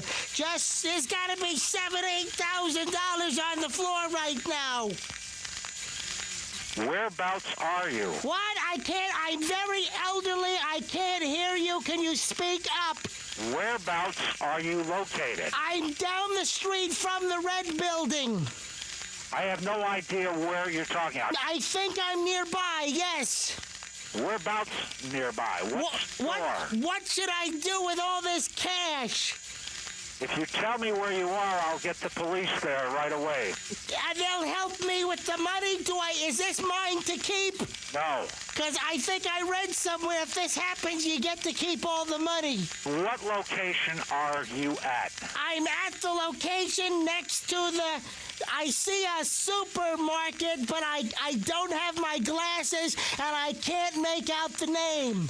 Listen. There's got to be $20,000 on the ground. Should I gather it up in a pile? Whereabouts are you located? I'm over here in the corner, and I'm next to the big, pretty tree. I'm down... That is absolutely no assistance to me. Whereabouts are you? Not near a tree. What did you say? Okay, stay on the line a minute. Hold on. What? Sir, this is Mrs. Jenkins. I need to know your exact location.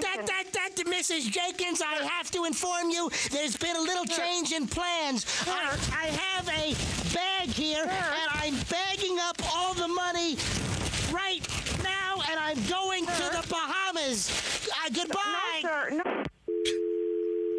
No. I'm down. People still quote that line to me all these years later.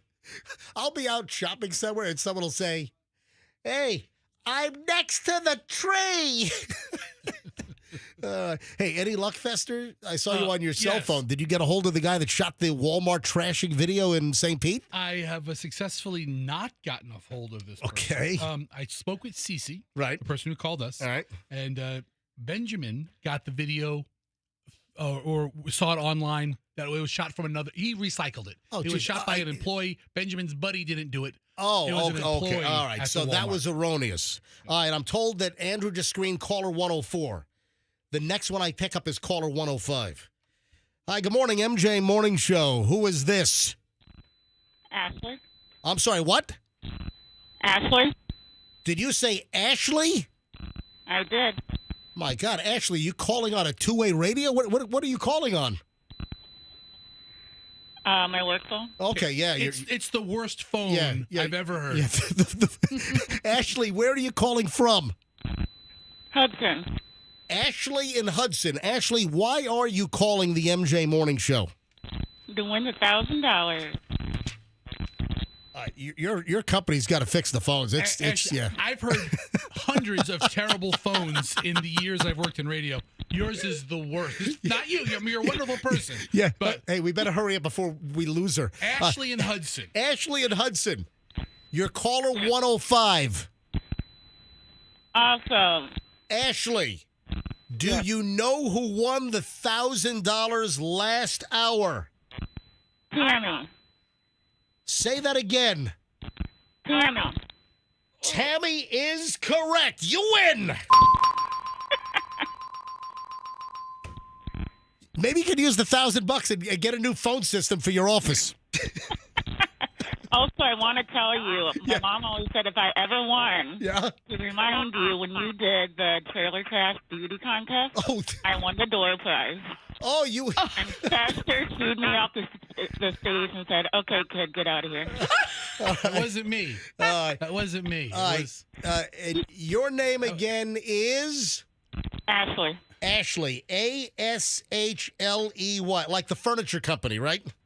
That's right. Hey, Ashley, do we sound fine to you? You do. Okay, you have to go back and listen. You cannot comprehend how crappy your phone line is. Let's keep her in conversation for the rest of the program. Yeah. Yeah. All right. Ashley, congratulations. Yeah, go back and listen to the podcast or go back and watch MJ TV. And yeah, the office phone sounds like, ass. Hey, when you won that door prize to the Trailer Trash Contest, was that like in 1996 or 97? It was. Oh, wow. The pregnant contest? The Trailer Trash. Yeah. Okay. That was Ed Zipper. Professor, will you please stop? That wasn't me. Stop continuing the conversation. No, I got to put her on hold. This is awful phone line. I like this phone line. All right. I like All right, Ashley, hang on. Congratulations, Ashley. Thank you. Call back anytime. Yeah, call back anytime. That was the worst phone line ever. It was. She's on line 4, Andrew. Get her information. I want to know where she works so I know never to do business with that place. Can you imagine calling them up? I hope it's not like a 911 dispatch center, you know? It's Pasco County 911. No, I'm kidding. All right, so that's $1,000, right? Michelle, you're awfully quiet over there. You guys are having a good time. We are. I'm just here to fill the void. All right, 7:57 at the MJ Morning Show. Thanks to the Kemp Law Group, we just gave away $1,000. The 8 o'clock hour starts in just 3 minutes. So we could give away the next $1,000 at any time once we cross into the 8 o'clock hour. And, of course, all you have to know is the winner that just won, her name is blank, and she had the worst phone on the planet. All right, so another $1,000 is going to happen in just a bit here on the MJ Morning Show. Never in a million years would we pick a winner with that phone line. That was so bad. Hey, Fester, I know that your sedentary lifestyle is probably not going to really contribute to your longevity. No, I'm planning on death very soon. Like very, very soon. I have something else to add to your sedentary behavior. I did download an app about how to do chair aerobics, by the way. Oh. It's what really, really fat people do where they don't have to get out of a chair. Well, listen, it's funny you bring up Really? sitting because you ready for the latest ill health effect from sitting? Tell me. Hemorrhoids?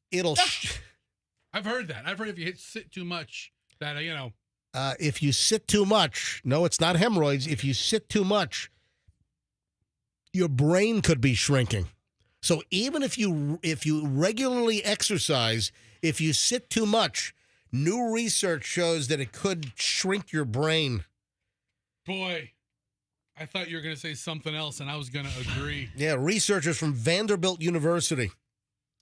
Yeah, they just did a research project, and apparently hours of sitting will shrink your brain. And who's the only one on this show that ever stands up for the entire show? Oh, big brain MJ over My there. brain is expanding like the universe. No, but then you go home and you sit all day.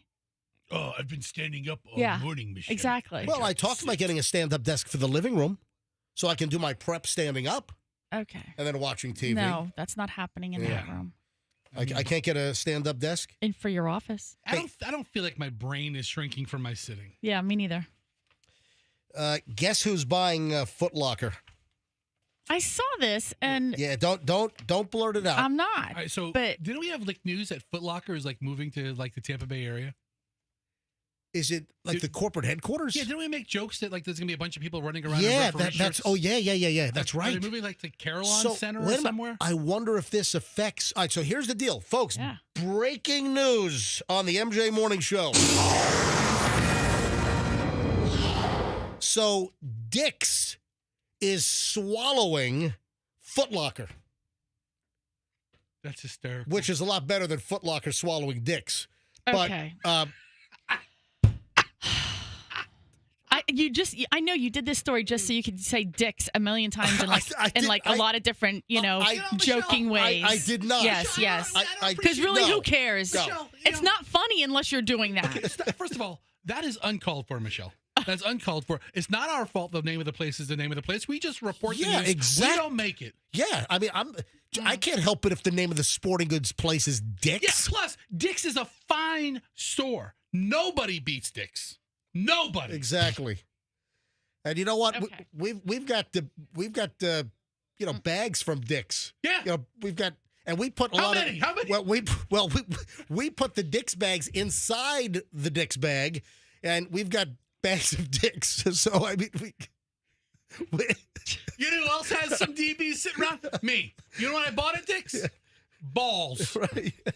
All right. So, no, this is true. This is not a made-up story. Yeah. That Dick's Sporting Goods has closed on a deal.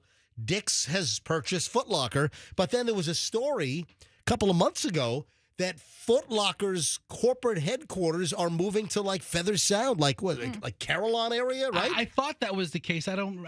They've moved their headquarters from New York to St. Petersburg. I'm not sure where in St. Petersburg. So I wonder with Dick's acquiring Foot Locker now, the global headquarters is moving to St. Pete. to St. Pete. So This I wonder. came out the summer of last year. All right. Well, hold on. Why did we just mention it a couple of months ago? There must have been some new story. I don't know. Yeah, maybe the deal was finally consummated. I don't know if a couple of months ago was February or August or a year and a half ago. Okay, Right. The time continuum with me in this show sometimes is way off. They're moving into the Carillon Business Park, so I hope it doesn't affect the move now that Dick's is swallowing Foot Locker. Have you seen the size of that Dick's over in International? Oh, that's the biggest Dick's I've ever seen. It's enormous. Yeah, it is. Well, Enormous. it's a concept store. Yeah. It's that new. I have not inspected that Dick's yet. You should. I have not. Ground up. I don't go to the mall a lot. Ask Michelle.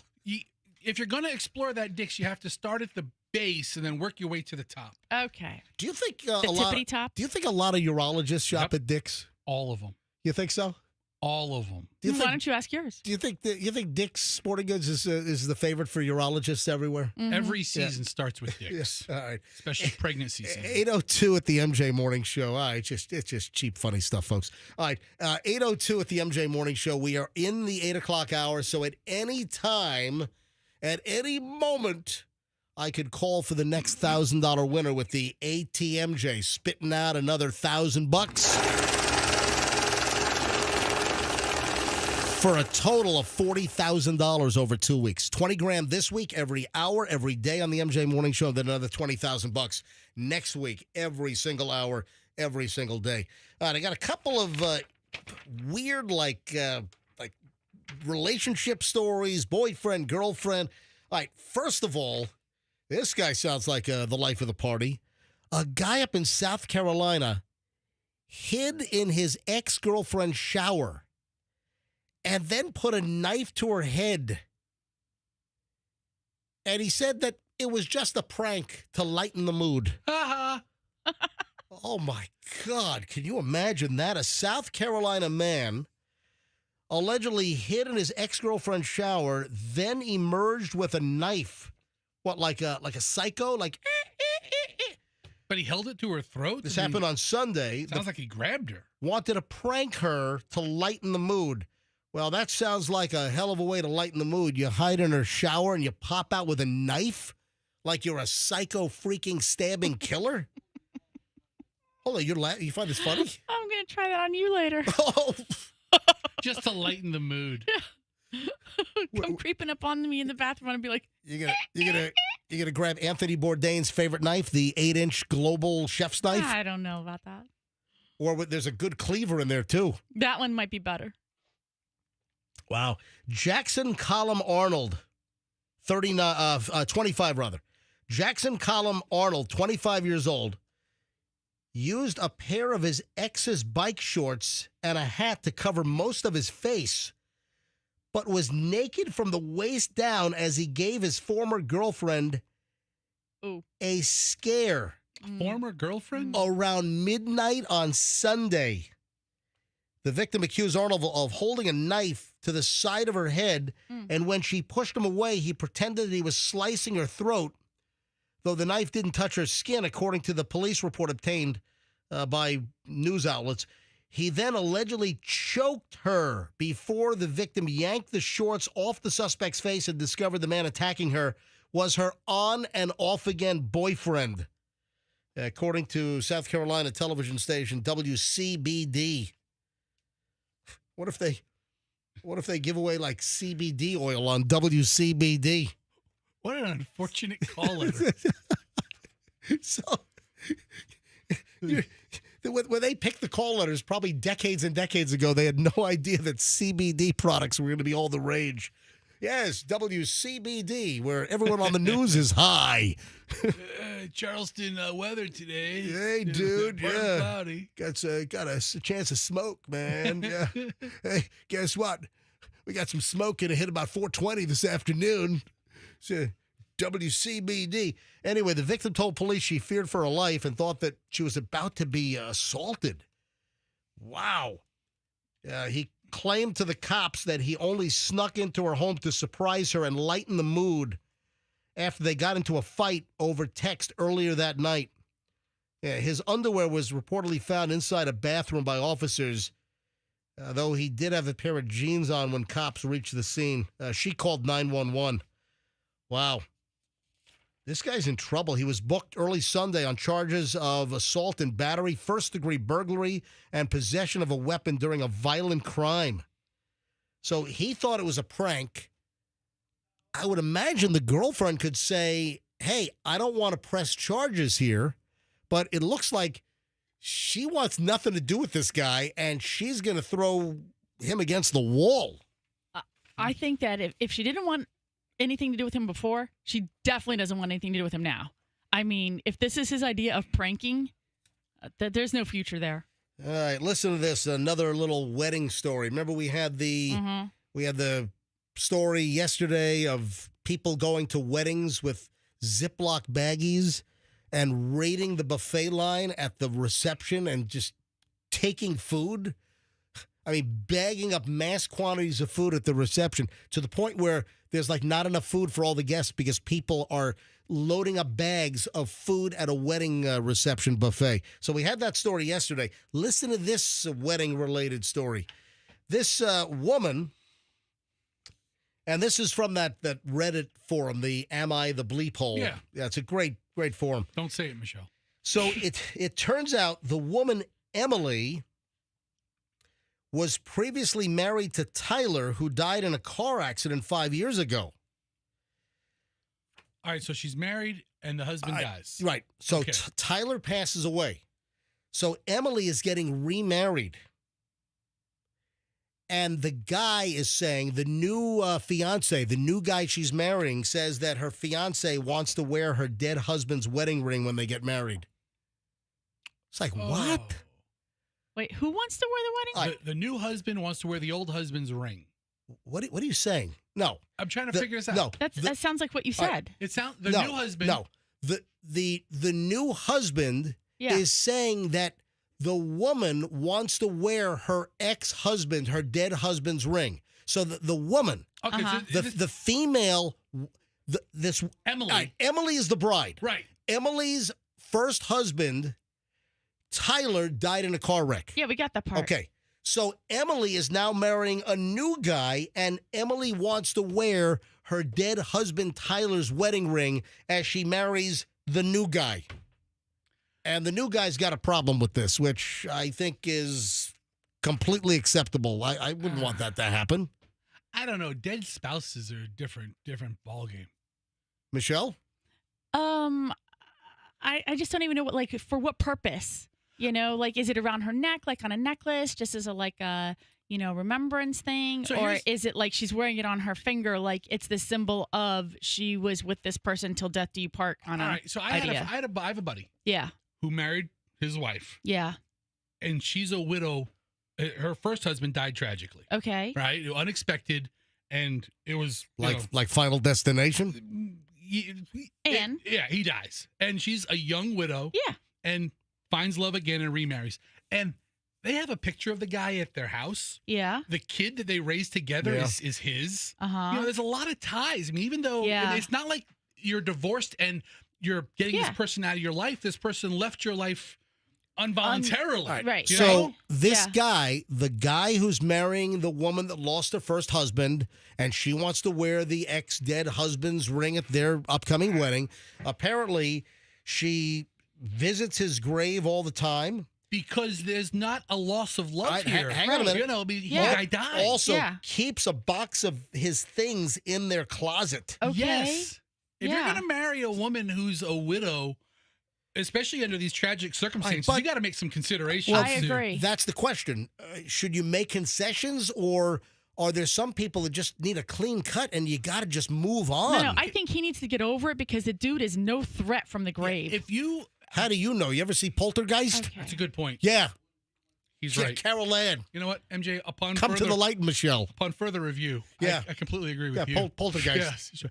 No, I mean, it's not like it's a divorce or it's anything contentious where he was a jerk. Yeah, get rid of all of his stuff. Screw that guy, even if he's still alive or dead. But, if somebody loses somebody tragically, it's still, that's what I think. Yeah. I agree with Fester.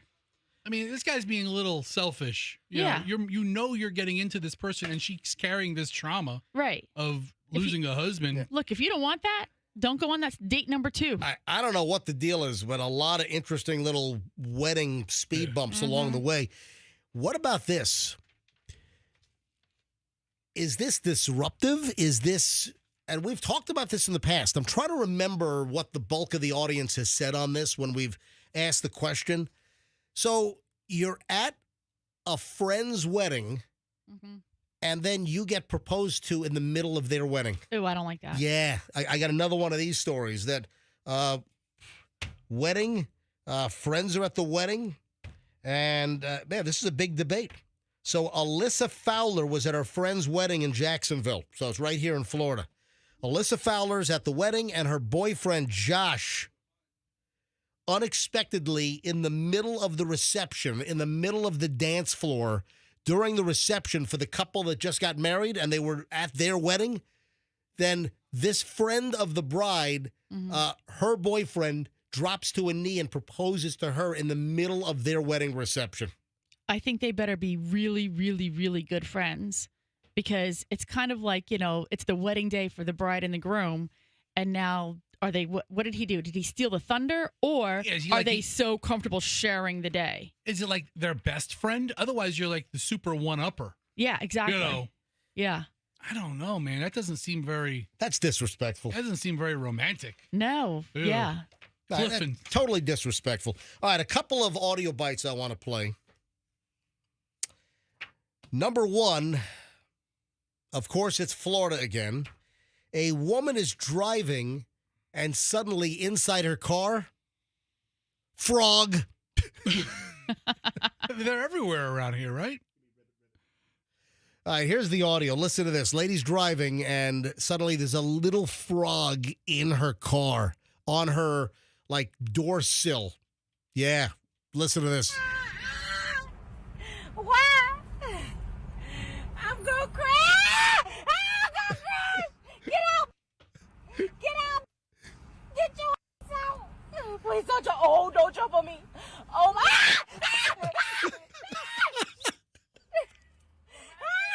It jumped on me!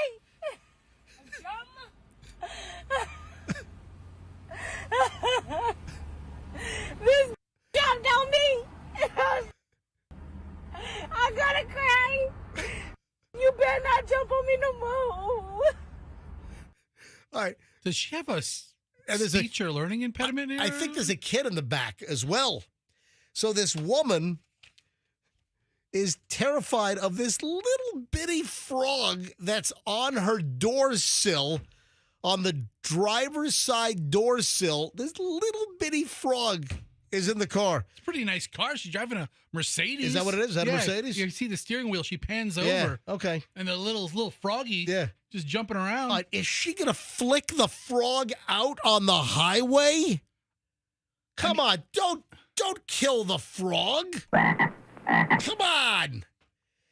Yeah, so the woman was driving in Orlando, and you heard the audio. She's screaming, and that's all we know. I don't have a name of the lady, but the video popped up in my Instagram Reels last night. It's got a ton of views on YouTube, on social media. I guess ladies from the Orlando area. One more time on the audio. Why? I'm gonna cry! I'm gonna cry! Get out! Get out! Get your ass out! Get your little frog ass out. Get your ass Oh my! Oh! It jumped on me! And then it jumps off the window ledge onto her. You know what? The frog knew that she was about to flick that thing out onto, I-4 or something. I'm gonna cry! You better not jump on me no more! You know what it looks like? What? A tree frog. It does. Yeah. It looks like a little tiny tree frog. A baby tree frog. Yeah. I don't think it's a bufo toad. No. So here's the thing. This is the most unsafe video I've seen in a long time because she's flipping out. Uh-huh. She's the one recording it, and she's in traffic. I Right. mean, you see her passing cars. All right, so the frog starts out on the dashboard, like center of the dashboard near the windshield, and then jumps from the dashboard onto the windowsill. And then I think the frog senses she's about to open the window and flick the thing out onto I-4. Then the frog jumps on her, and she's like, ah, ah, ah, like the lady in, what was that movie, Awakenings? Remember? Ah, ah, remember that lady? What's up with her saying, don't jump on me no more? Yeah. All right. So another chunk of audio here on the MJ Morning Show, 817. Heads up, at any moment, I can tell you to call in again to win the next $1,000 with the ATMJ here on Q105, 104.7 FM. This is audio of a person that was doing an interview online. Like for a job? Yeah, but apparently it was not a real human recruiter on the other side. They were using an AI recruiter. So they're using AI to interview you, and then I guess I would imagine a human then goes over. If you're doing mass hirings, I guess this is a new thing, using AI, videos like Zooms or, whatever. So you're talking to the computer. Yeah. So this is nuts. It turns out that this person is doing an interview for a place called Stretch Lab. And, yeah, we have one of those next to where we work out. Next to La Segunda. Yeah, so this must be a national franchise. Yeah. So Stretch Lab, there's one, and I've never been inside there, but I think obviously they do what they say they do. It must be like for stretching and stuff. You know, So you think so? You just lay on your back and some lady holds your leg up? or they have devices or machines. Anyway, we work out. Michelle and I, hey, right after the show, we're going to X-Force Body for our Thursday workout. Okay. And we do our circuit training twice a week. Look at this place. It looks awesome. In the same shopping center as La Segunda and Metro Diner in South Tampa on Kennedy, there's a Stretch Lab, and this is where the person is doing an interview for Stretch Lab for an Ohio location, and it turns out that the AI interviewer, which is powered by a startup AI interviewing company called Apriora. Okay. The AI interviewer malfunctioned and started repeating the phrase vertical bar Pilates 14 times in 25 seconds. Just over and over. Here's the audio. Listen to this. Pilates, vertical bar, Pilates, ha. No Pilates, vertical bar, Pilates, vertical bar, Pilates, vertical bar, Pilates, vertical bar, Pilates, vertical bar, Pilates, vertical bar, Pilates. I Pilates, vertical bar, Pilates, vertical bar, Pilates, vertical bar, Pilates, vertical bar, Pilates, vertical bar, Pilates, vertical bar, Pilates, to Pilates, vertical bar, Pilates, vertical bar, Pilates, vertical bar, Pilates, vertical bar, Pilates, vertical bar, Pilates, vertical bar, Pilates, vertical. Wow. The AI is stuck on vertical bar Pilates. Hey, I got news for AI interviewing software company Apriora. I don't know if your program is ready for prime time just yet. Are we sure that's not a person with just the perfect stutter? Yeah. I mean, it does sound I'm surprised at how realistic that sounds. Because it sounds like one time she like swallowed or something, or she like took a breath. Vertical bar Pilates. MJ, I'm looking at the services they offer at this Stretch Lab. Yeah, but it's not Stretch Lab. It's amazing. But that's not the story. The story is that Stretch Lab was using an AI program to interview, I guess, for a job opening, and the AI interview program they're using, it just glitches. We get that. But I have a question for anybody who works at Stretch Lab. Right. Does any of your customers toot on you? All right. Because look at this. Look, MJ, look at this. This lady's lifting this guy's leg and stretching it, and he's probably getting the best stretch of his life. I know that I would be breaking wind. Oh, my God. Tell you what, today at X-Force Body, today I'm on the left side of the room, and the first machine is the leg press. And, man, that machine kicks my butt because my leg press is, I think I'm at 580. I'm at 580 pounds. That's almost 2 festers. I better say, I could save you a lot of money. You just kick me around. You're only 350. A lean, dude, don't exaggerate. It's like 344. All right. Anyway, I thought that was funny. That was just weird. You know, Pilates, vertical bar Pilates, vertical bar Pilates, MJ Morning Show. It's like Rain Man. Did she get the job? I don't know if she got the job. But how many companies are using AI job interviewing software? It looks like a lot because when I just Googled it, because I was like, how popular is that? There are a plethora of AI recruiting, I don't know, programs or platforms or whatever out there. You know what? Just Google it. There's a whole list of them. I want to go to phones on this. Here's what I want to know. What, have you ever been interviewed by an AI robot? That's what I want to know. If you're an MJ Morning Show listener right now, I'd like you to phone up.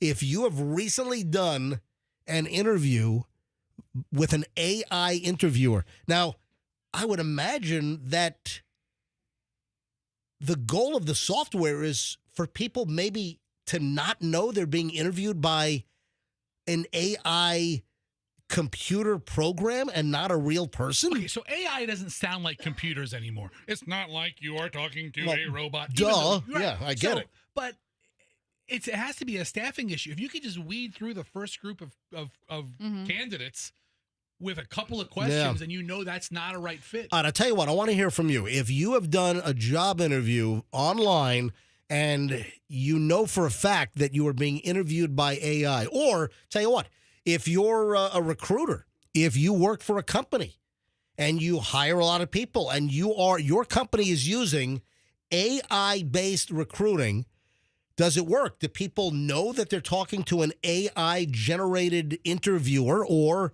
are some of these programs so good that people don't even know they're talking to an artificial intelligence-generated human for a job interview online?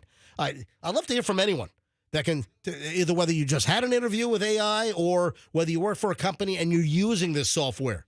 800-990-1047. 800-990-1047. Andrew, I'm not going to spend a long time on this guy. I'd love to do. I'll only grab a couple of calls on this. Let me try JoJo in Plant City. JoJo, hi, you're on the MJ Morning Show. Yes, hello. Yeah, JoJo, have you done an interview with an AI recruiter?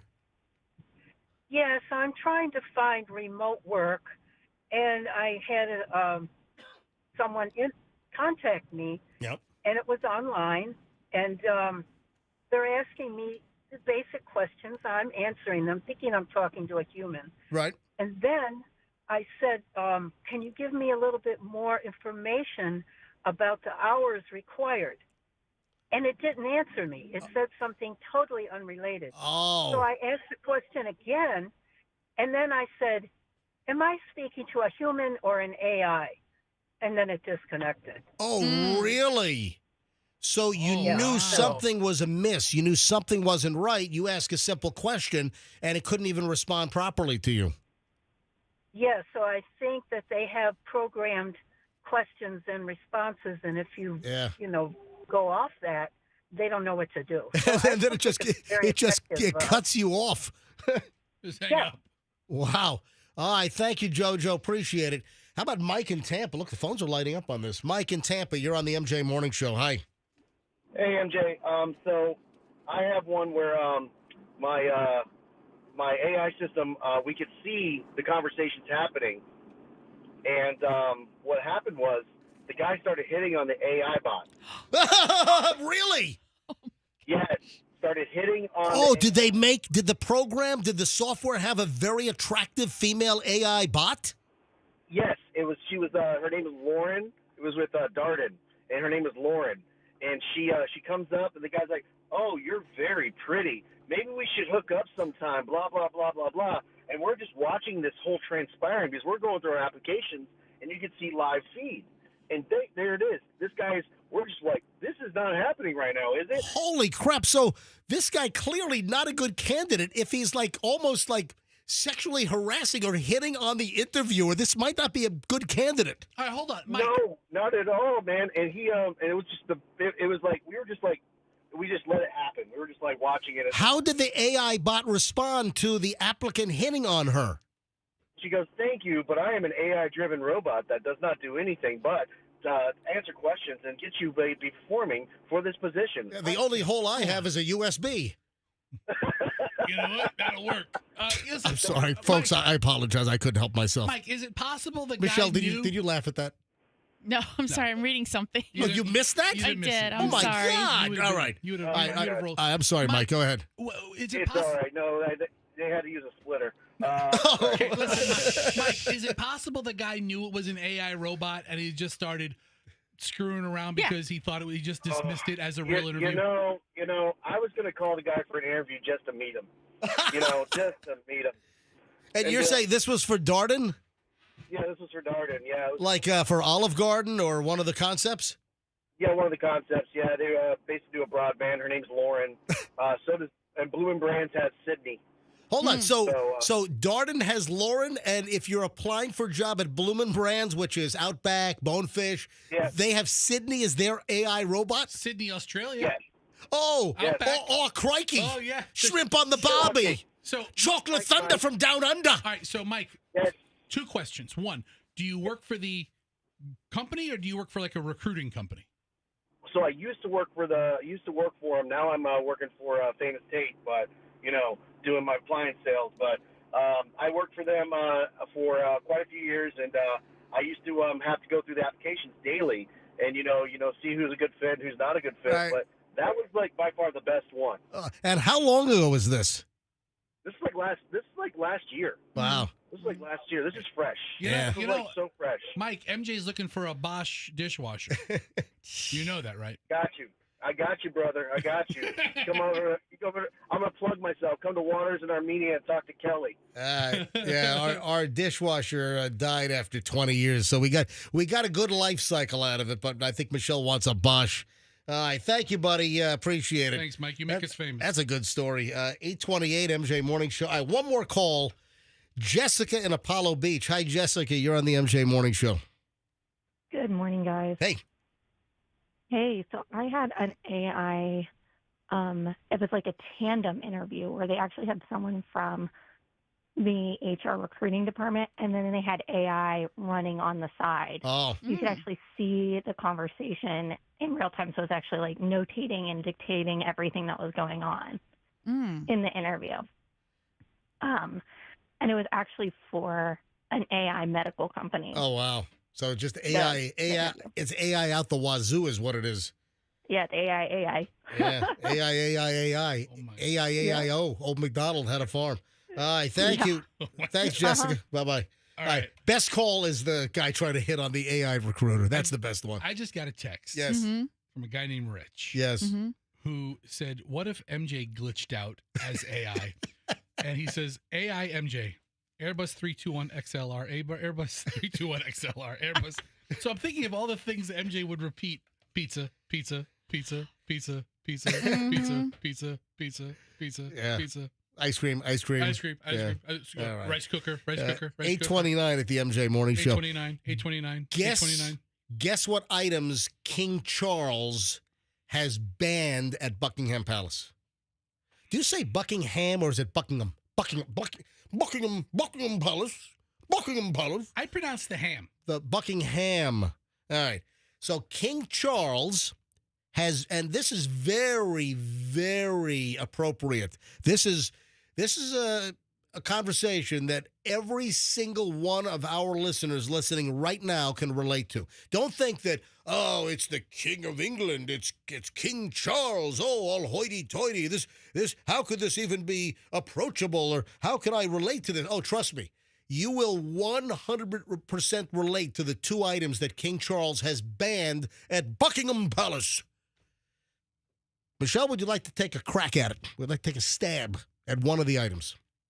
Fabric softener. You know what? You're in the consumer products zone. Oh, really? All right, Okay. yeah, but that's incorrect. But you are in the right consumer products category. Some of those royal pieces of traditional clothing look very uncomfortable. All starched. Yeah, and I mean, stiff. yeah. Stodgy. I was thinking something like electronic devices. No, it's not electronic. All right, so Yeah, just think more about like consumer product, soft goods kind of stuff. I'm just going to tell you. Yeah. So first of all, King Charles has banned flushable wipes. Well, those are banned in New York City as well. Yeah, you know, the whole thing that, flushable wipes are flushable. You talk to any plumber and they're a nightmare. Listen, I can call Joe the plumber right now. Yeah. You know, our good buddy Joe Gonzalez. We'll take your word for it. I'm going to call Joe right You now. don't need to call Hang on, Joe I'm looking up Joe. I I'm going swear to to I'm going God, to call up Joe and I'm going to say, what is the number one plumbing nightmare? Just hang on, watch this. Calling Joe the plumber. 1-813. All right, calling Joe the plumber. Watch this.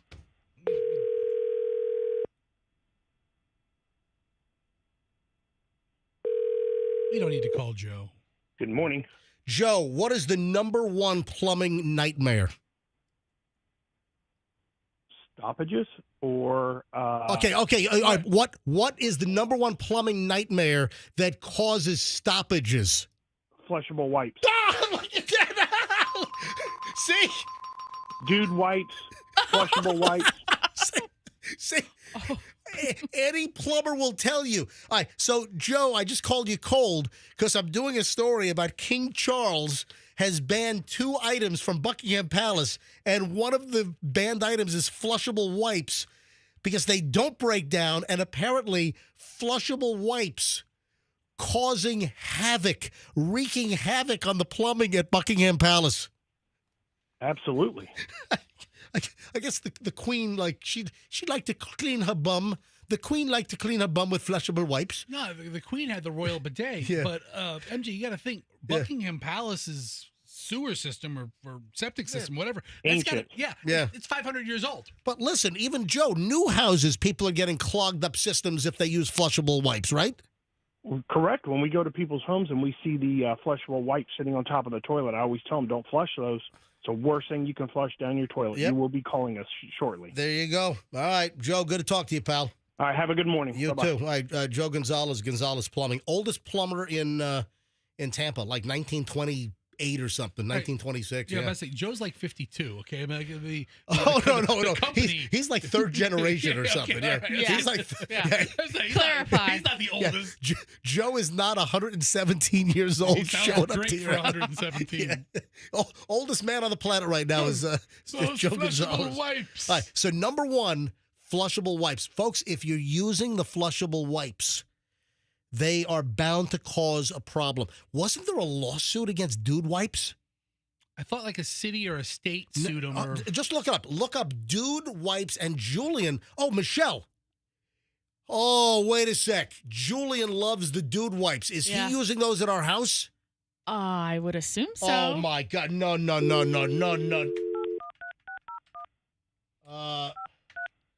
All right, hang on a minute. He can't flush Dude Wipes at our house. All right, I got to get to the bottom of this because I don't want to like make a spectacle out of this and then have to call Joe the plumber because our whole house is clogged. Hey, Julian. Hey, well, good news is like, what, 9 months out of the year I'm not here. Hold on, but all right, for the couple of months you're going to be home this summer. Do you have Dude Wipes in your bathroom? In your I'll just cut out all the fiber from my diet. How about that? No. Serious, Julian, are you flushing your Dude Wipes down our toilet? I don't think since I've been home. No. All right, do not. So here's what I'm going to tell you to do, and I don't want to get too graphic here, but Julian, It's too late, man. all right, Julian, you listen to me. You use regular toilet paper first. And then once, everything's pretty much, good, then you can use a Dude Wipe, but don't flush it. Put the Dude Wipe in the trash can. You got it? It's hard to envision this over the phone. When you get home, you're going to have to visually show me. Oh, Jesus. Do a demonstration? All right, goodbye, Julian. Yeah. We'll just use like some Nutella or whatever. Goodbye. Trying to gross Oh everybody my out? God, what is going on here? What kind of sick, demented kid do you have? So, Jesus. Nutella. I just It's hung up on him. delicious. I just hung up on him.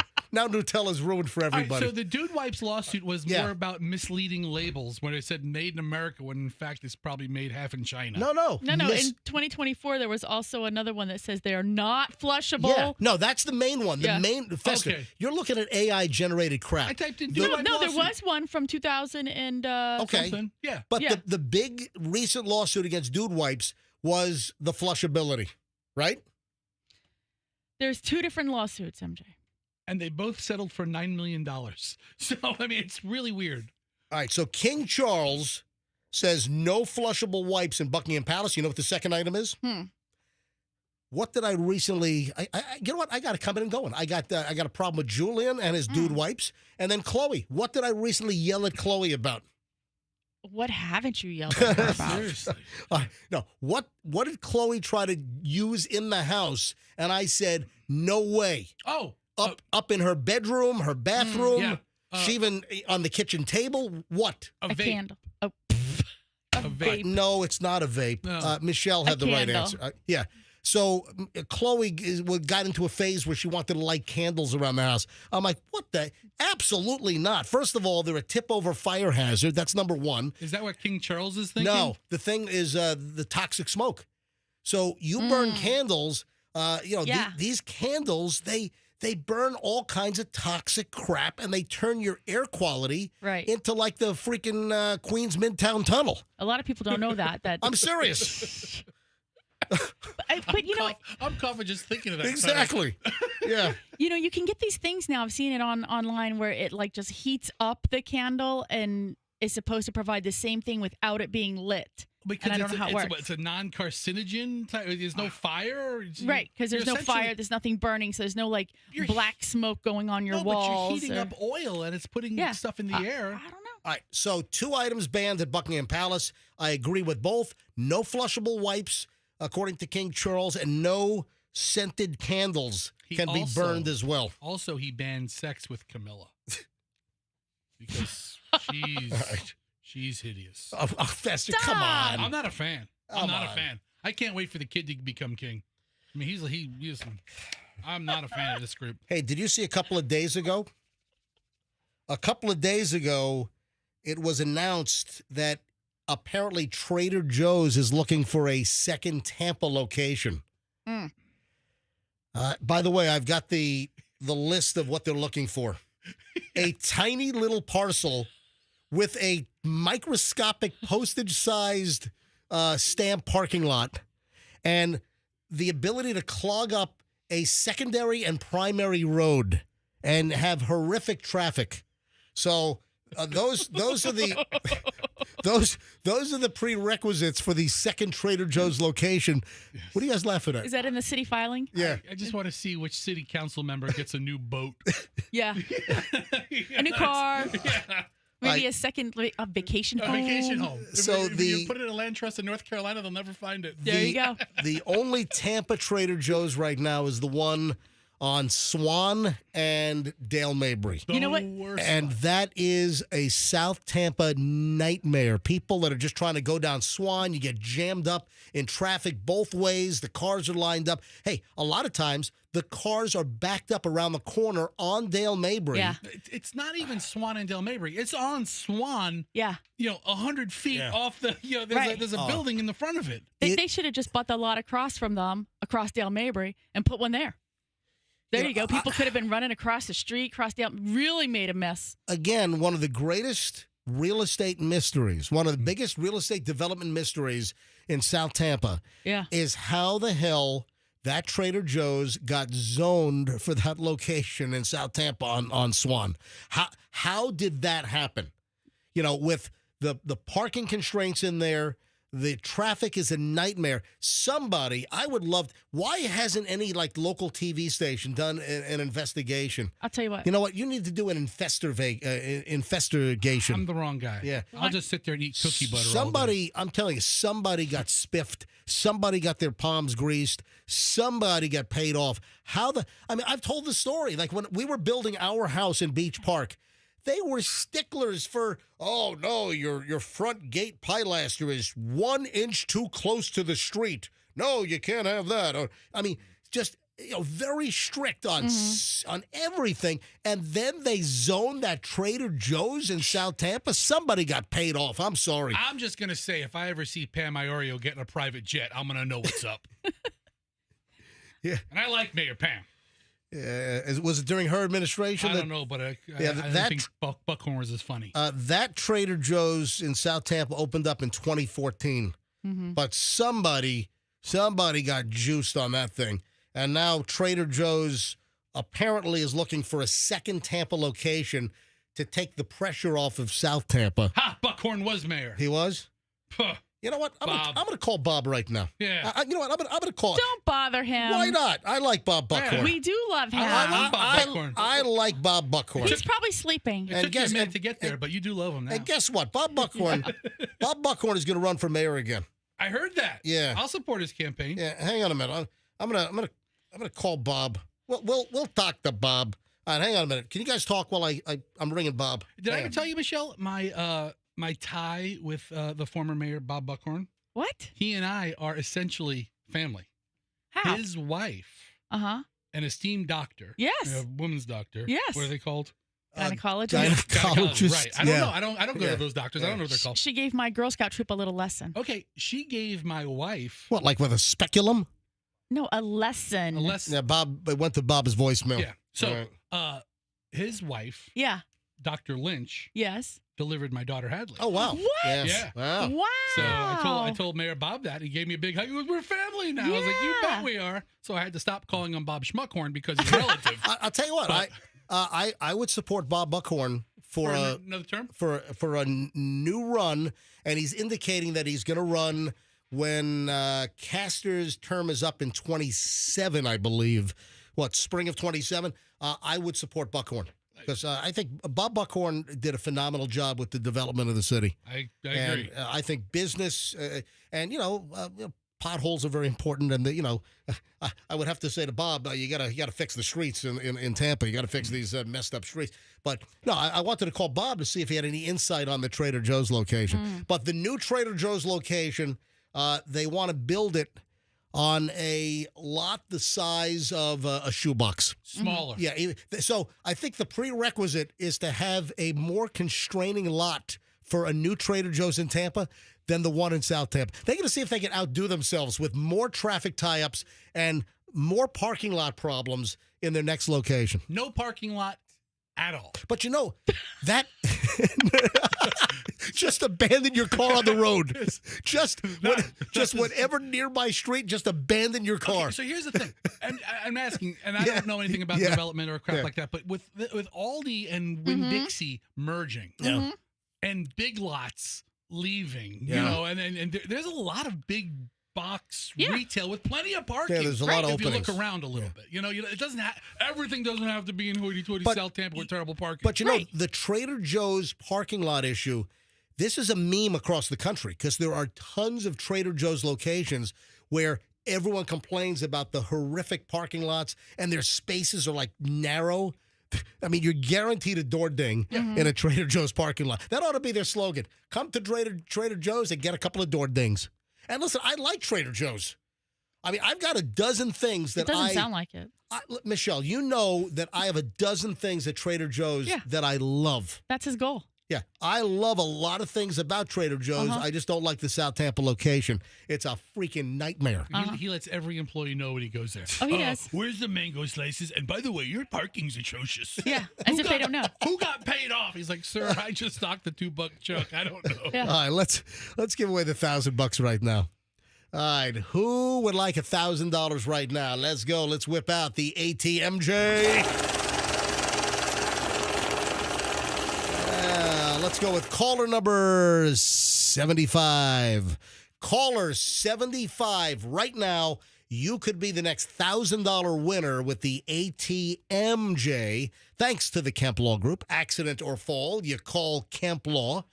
So be caller 75 at 800-990-1047. Caller 75, 800-990-1047. Be the 75th caller and just know the first name of last hour's winner in the 7 o'clock hour. If you know that, you caller 75, boom, you get the next $1,000. All live, all local, all MJ listeners. We're giving away $1,000 every hour, every day here on the MJ Morning Show for 2 solid weeks. It's $20,000 a week because it's $4,000 a day times 5, and then we're doing it next week. So all next week, another $20,000, total of $40,000. So let's go. Andrew will give me caller 74 notification, and then I'll pick up 75 live. Oh, look at that. Live 75 on the MJ Morning Show here on Q105. Michelle, you didn't sleep much last night. Was it because of the movie that we watched? No, just in general, not having a good sleep. Do we know why? Are you going to tell me why? Well, you had to do the scary snuggle when we were falling asleep last night. Well, yeah, I had a nightmare, but it had nothing to do with the movie. What was your nightmare about? Death and afterlife. Really? Yeah. What the hell? Yeah, it's too hard to describe. Hold on. You know what? That might have been movie-based. Maybe. Julian, Chloe, Michelle, they dragged me to a 5:10 showing of a movie last night. And me going to a movie at 5 o'clock on a Wednesday? Yeah. Rare. I've never heard of that. Hell typically freezes over. But, I got a lot of work done. And if the movie started at 5:30 after, 20 minutes of trailers and popcorn ads. You're home by 8? Well, the movie was 2 hours and 17 minutes. Do you know what they dragged me to? What? I have no idea. Sinners with Michael B. Jordan. And it was good. You know what? I liked it. It took me a little bit to digest everything. But you know what? all in all, I think I like the movie. Mm-hmm. I really enjoyed it. I thought it was well shot. I thought it was well acted. So Michael B. Jordan plays twins. Yeah. Yeah, he plays two brothers, Smoke and Stack. Mm-hmm.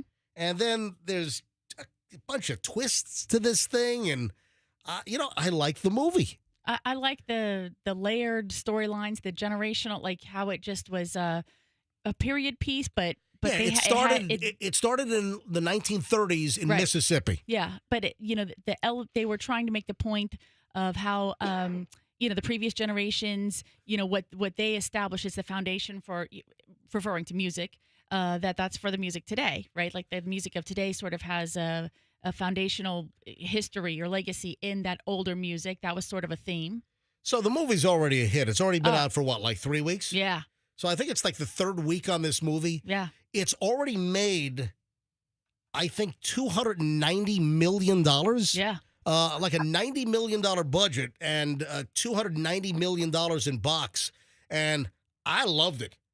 You know what? I think it took you a hot minute to love it. It did. But you know what? Now that I've digested the movie and the layers and intricacies of the movie and the great acting in the movie, I liked it. So I would recommend Sinners. Also, don't leave. There are 2 post-credit scenes. Yeah. Not one. Everybody walked out of the damn theater. Yep. You guys were the only ones there? Julian knew, because Julian's a film student at NYU Tisch. So Julian knew if you go to see Sinners, there are 2 post-credits. So the credits roll, and then it goes to another, like, a couple of minutes of movie. And Julian wasn't like, don't leave. Hold on. Then the credits roll again.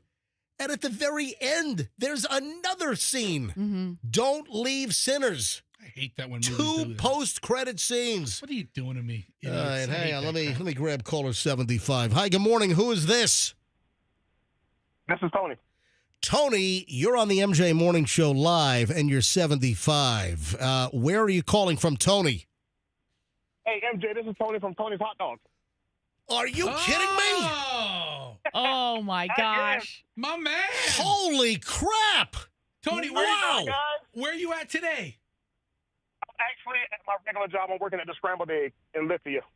Tony, you're caller 75. Tony. Oh, man, that's awesome. Tony, do you know who won the $1,000 last hour?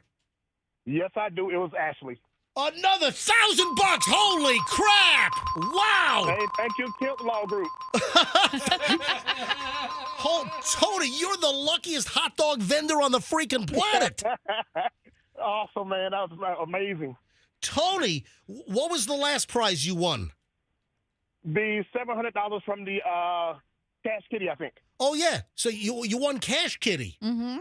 That was last year, right? It was like last August. No, it was like a robot amount. It was yeah, that's right. Yeah, like it wasn't a high-low game. Yeah, we did It was something where it was like between $500 and $5,000 or something like that. Well, Tony, you now have $1,000. Congratulations.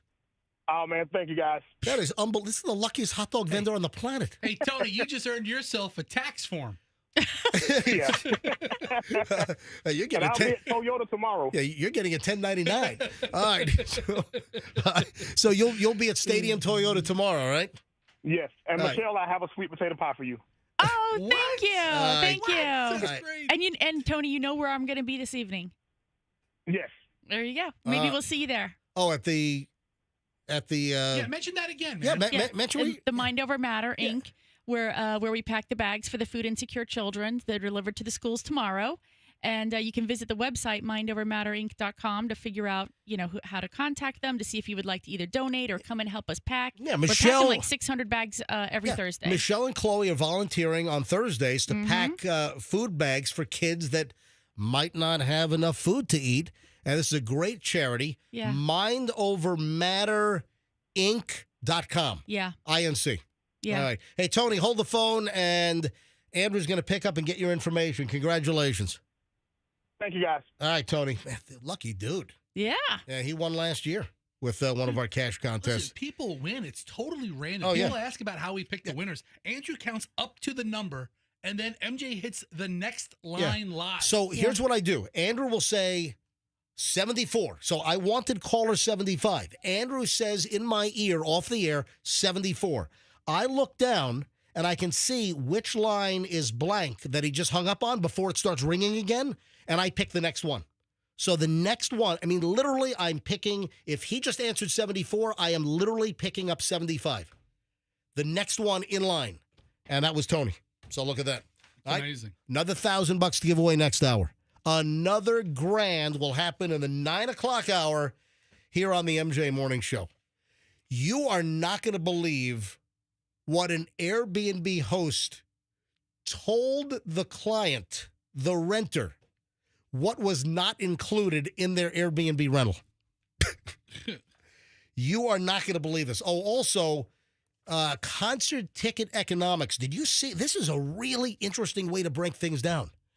The average price of what it costs per song to see certain acts. This is a really interesting breakdown on what the average ticket price is, how many songs they perform in their set, and what you're paying per song to go to a live concert. All right, we'll get to that. The Airbnb story. You've heard of Type A and Type B. Have you heard about Type C? Not Hep C, but Type C. And I'm not talking about your little jack for your phone. All right, so we'll get to that coming up in just a bit. Oh, and an honest lottery winner. This would never happen to Fester. I will explain all of this next in the 9 o'clock hour here on the MJ Morning Show on Q105, 104.7 FM. My friends at Zero Res want to get your carpets spotless. So why do you call Zero Res? They always offer a great deal. They always have some kind of great promo going on. And right now, Zero Res will clean 3 rooms of your carpet for just $119. That's a deal. $119, that's it, gets 3 rooms of carpet cleaned. Maybe the living room stain. Maybe you got the a bedroom that's all messed up. Maybe you have a den or something. Maybe you spilled a chocolate shake on the white carpet in your master bedroom. 3 rooms of carpeting clean for just $119. Hey, the kids are traipsing dirt and mud all over the place. The reason why you want Zero Res is the process. They use ZR water. It's a patented process. It's an electrolyzed water. They don't leave residue. The other companies, the other carpet cleaning companies use soaps and shampoos and heavy chemicals. They leave a residue. The residue attracts dirt faster. That's why you want Zero Res. Tell them MJ sent you. Go to the website, ZeroResTampaBay.com, ZeroResTampaBay.com. You can call the phone number and talk to them, or you can book online, but always tell them that MJ sent you, ZeroResTampaBay.com, to get your carpets looking brand new in your house. Please tell them MJ sent you. TwoCollegeBrothers.com is the moving company you want for a smooth move. Do not get saddled with a nightmare. Hey, you have enough stress as it is with a move. Enough to worry about. The last thing you need is Nightmare Movers Incorporated. Hey, Michelle, look that up. See if there's a Nightmare. Can you imagine if there's a Nightmare moving company? If I die, I can't believe that. Or We Smash Everything Movers. You don't want to use them. You want to use TwoCollegeBrothers.com. Why do they have over 1,100 5-star reviews? Because they're great. That's why. Get a great quote and get a great move. If you're moving, if the kids are moving, if friends, neighbors, relatives, coworkers are moving, tell them you always hear about Two College Brothers Moving and Storage on the MJ Morning Show. You got the others, then you have Two College Brothers, TwoCollegeBrothers.com. Tell them MJ sent you. Get free moving boxes, TwoCollegeBrothers.com.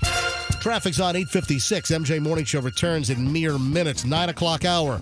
A lot of good content and another $1,000 on the way. We have an accident northbound 275 on the Howard Franklin Bridge, about mile marker 31.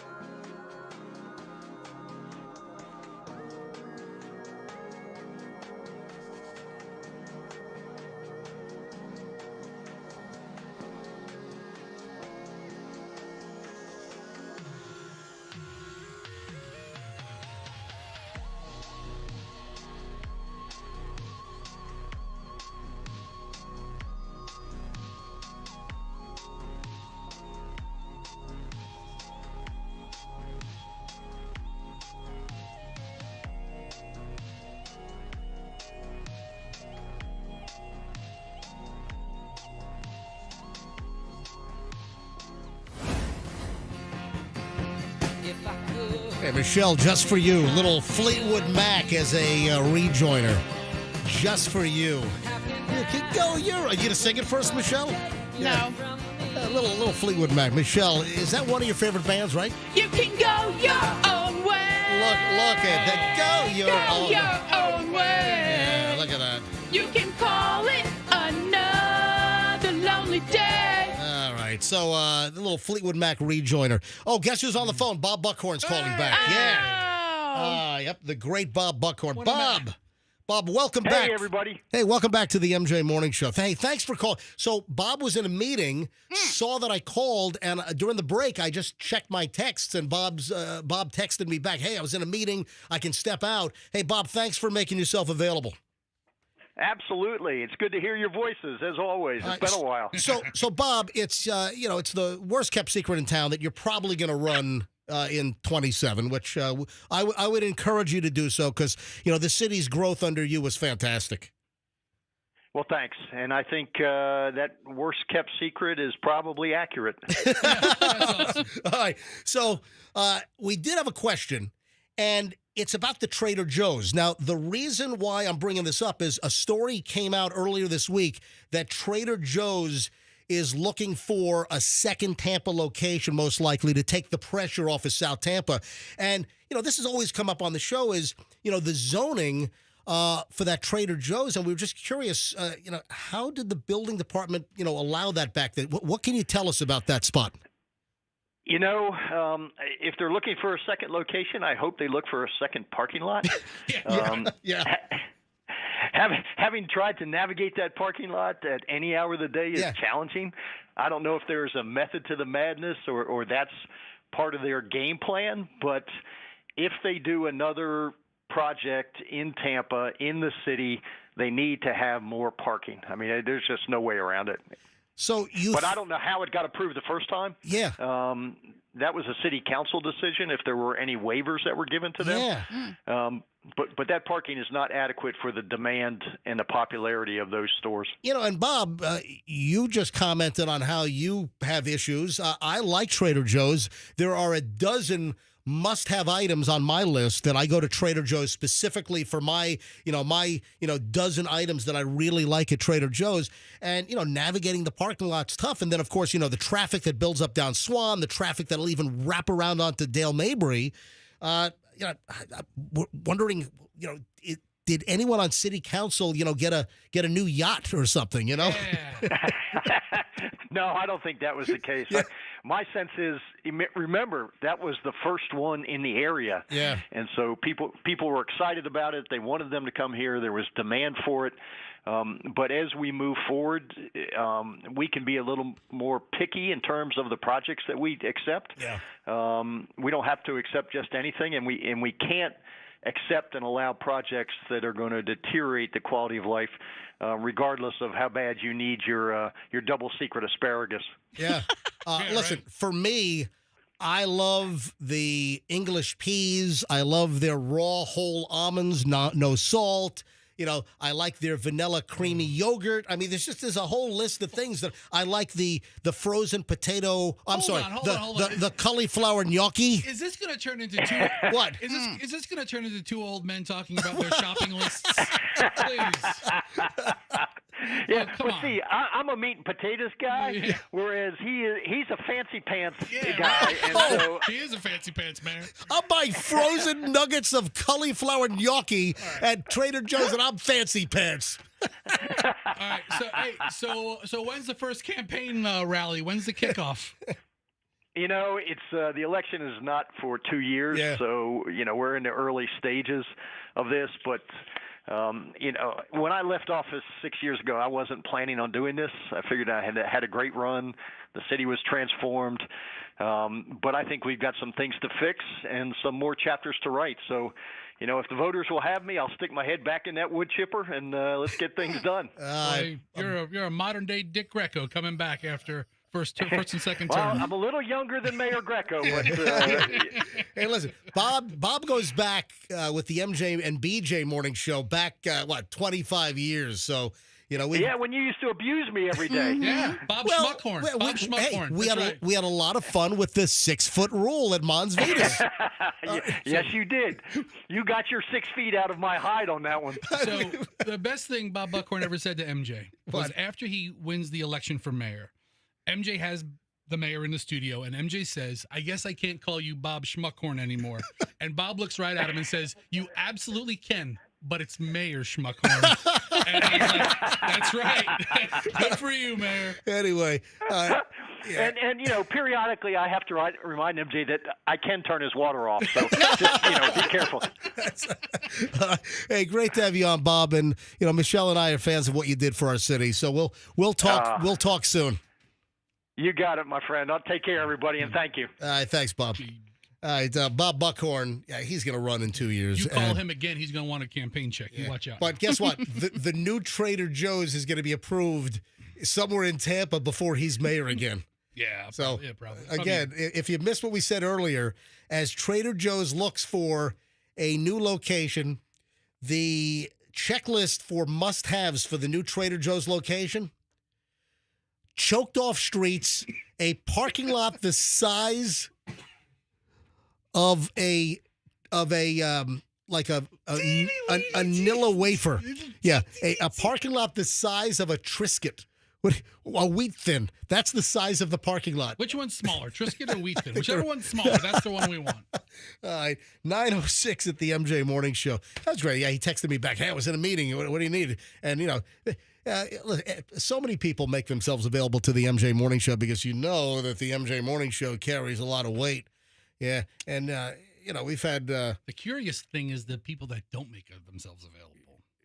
Oh! I got a list. Yeah. Oh yeah, I got a list too, buddy. I got a list. I don't think. Yeah, those that don't make themselves available. All right. So the Airbnb story. This is unbelievable. A couple rents an Airbnb. The hot water is not working. They contact the owner of the Airbnb, and the Airbnb owner says that hot water is not part of the rental agreement. Huh. All right. Can you believe that? That was the way out. The fact that the hot water wasn't. I got to share some of the back and forth messages with these people. So, Airbnb rental. And by the way, Airbnb, the home office or customer service with Airbnb, they help make things right here. But this couple, they booked this Airbnb, and there was an issue with the hot water. And apparently, as they were checking in, they were told that there's a temporary issue with the hot water at the property you booked, and they're working to get it fixed. But this is unbelievable. From the actual owner of the Airbnb property, this is a message they got. I just wanted to let you know that there's a temporary issue with the hot water at the property you booked. We're actively working on getting it resolved as soon as possible. We'll let you know as soon as it's fixed. We truly appreciate your understanding. So they have another message back, and I guess it's Tanya. And listen to this. Hi, Tanya. Thank you for reaching out. Unfortunately, we're unable to offer refunds in this situation as hot water was not listed as an included amenity. I mean, they have a list of amenities included. That's what they tried to suggest, that hot water is not on the amenities list. Since when is hot water an amenity? It's not. It's a necessity. Yeah. Exactly. Come on. Give me a break. Anyway, Airbnb, they stepped up. I guess they refunded the individual's money. Of course, hot water is in. Show me an Airbnb rental where it says hot water is not included. All right, maybe if you're renting some kind of a rustic like lean-to or a hut adjacent to some national forest. Yeah, that might be optional. Yeah. Holy crap. Is that unbelievable? Yes, if you check the amenities list, hot water's not listed. Get the bleep out. Get out. Have you seen that Airbnb is having much harder time booking? Yeah. Like bookings are way down. Yeah, well, it's the economy. Yep. So economically, travel is down. Here's the issue. International travel to the United States is getting clobbered with the whole tariff issue And listen, I'm not getting political here. I'm just stating the facts. Travel's down. Travel is down. So all over, and we're getting into the busy summer travel season. I have a friend of mine that owns a high-end sushi restaurant in Manhattan. Good friend of mine. He owns a Michelin-rated, a Michelin-starred. He's got a Michelin-starred sushi bar in Manhattan, and they rely on a lot of international travelers to hit his sushi bar, and they're getting hammered. UK travelers, EU travelers, they're not getting them. And then Canada. Canada is all freaking pissed off, and Canada's not coming down here now. Canada is really important to the Florida economy. So, like you said, Airbnb bookings are down, and a lot of that, I think there's some domestic issues where the consumer confidence is not good right now. And then the international travel is getting hammered, so it's kind of a double whammy. So Airbnb bookings, Fester, you're 100% right, are down. I saw an influencer on Instagram, and she was saying how avoid Airbnbs because hotels, the prices are about the same now. Airbnb's not a steal anymore. Oh. Remember it was such a value to get an Airbnb over hotels. Hotel prices and Airbnb prices have kind of leveled out in a lot of places. And you don't have to call a creepy old man to figure out how to work his shower. You go to a hotel, you get everything you need, you leave it. All right, so if you were listening earlier, you heard the AC/DC situation unfold live on the MJ Morning Show. AC/DC, massive stadium event. Is that sold out? Andrew, can you look that up? What's the status for sales at Ray J for tomorrow night's AC/DC concert? If you can look that up for me, I'd like to know. What's still available? That's a big venue, and AC/DC should be able to fill it. And isn't this the finale? Isn't this the last? Isn't this their final tour? Did I hear that? AC/DC, the battery's dead. I think that's the name of the tour. No, it's called the Power Up Tour 2025. And what's his face lives in? Hey, Andrew, who lives in Sarasota? Andrew knows all this. All right, hang on a sec. Turn your microphone on. So Brian Johnson. Brian Johnson, the lead singer. He lives. I forgot which band member it was. So Brian Johnson lives in Sarasota, like near St. Armands. I haven't been over to his house lately. Okay, well, I don't remember what's near what. All right. So so lead singer for AC/DC lives right down in Sarasota, Brian Johnson. So let me know what the story is. Let me see where my seats are. My seats are section 112. Right here, right where you like them, right next to Oh, yeah. Yeah, that's exactly where I want. No, 112 is right here. Yeah. All right. You're looking like at a slight angle. That's awesome. Yeah, so I'm section 112. I got to look at see where my seats are. It looks like they're pretty good seats. So and I like it right on the side. I don't like to be down on the floor, down on the field. I like right on the side of the stage. That's my pick. Not too high up. First or second, but preferably the first level and halfway up the first level. Those are my prime seats, whether it's down at Amalie Arena or a concert setup. All right, hold on a second. Yeah. What row are you on? You want me to give out the row? Well, here's why. Why? Section 112, row S. Yeah. As in sucker. Say it again? Row S, right. as in sucker, right. Which might be what your friend is. Because right now there are 2 tickets available that I could buy at Ticketmaster.com. In 112. In section 112, row S. All right. For $400 a ticket. All right. And you're talking about tickets that are $4,000 in the same section?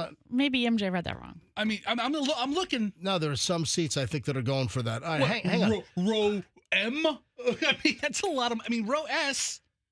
Yeah, let me see. How do I see the? Let me pull out a little bit. Yeah, I want to see the rows. How do I see the rows?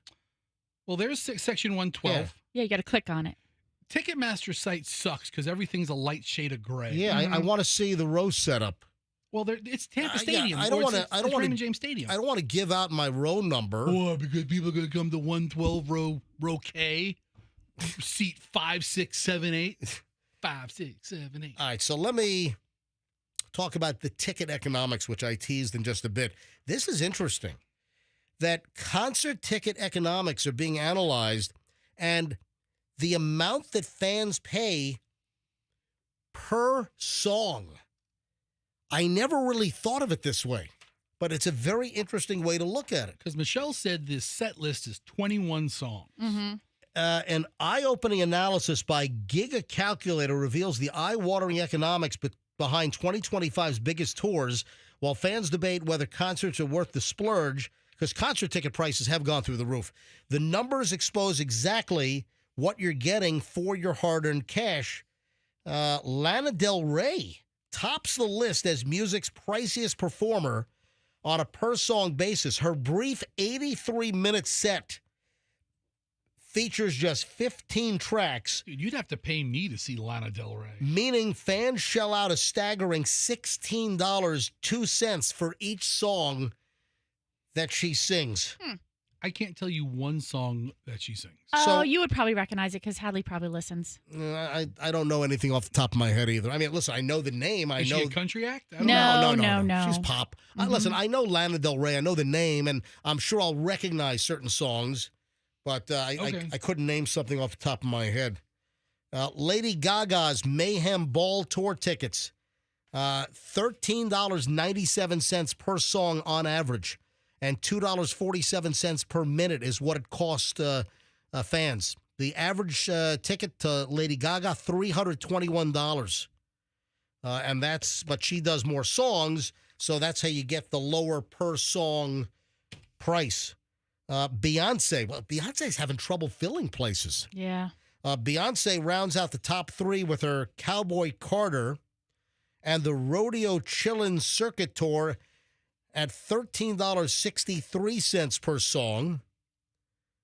And her ticket prices averaging $491 per seat. What? That's ridiculous. Well, she's had quite a career. Yeah, but that's a lot of money. Oasis. The band Oasis and their reunion tour. Listen to this. They are the true revenue juggernaut of 2025, according to study finds. $13.60 per song, but that generates an astounding $858,024 for each track they perform. So with what they're making on average on tour, they're getting paid $858,000 for each song they perform based on ticket sales. Holy bleep. They're making $800,000 per song per location? Yeah. Yep. So with the ticket price and the average ticket sales, and you take all of the tickets sold on the Oasis reunion tour, and they're making $858,000 for every song they perform at the venue. That is unfreaking believable. I got to stop making fun of those guys. Wow. Anyway, it goes into Usher and Drake and Bad Bunny. And how much is Drake making? Because I have a feeling Kendrick Lamar has kicked his ass pretty well this year. Oh, look at this. For the truly budget-conscious artists like Usher, $3.76 per song. That's a deal. And Drake at $4.66 a song for Drake. How many songs does he sing?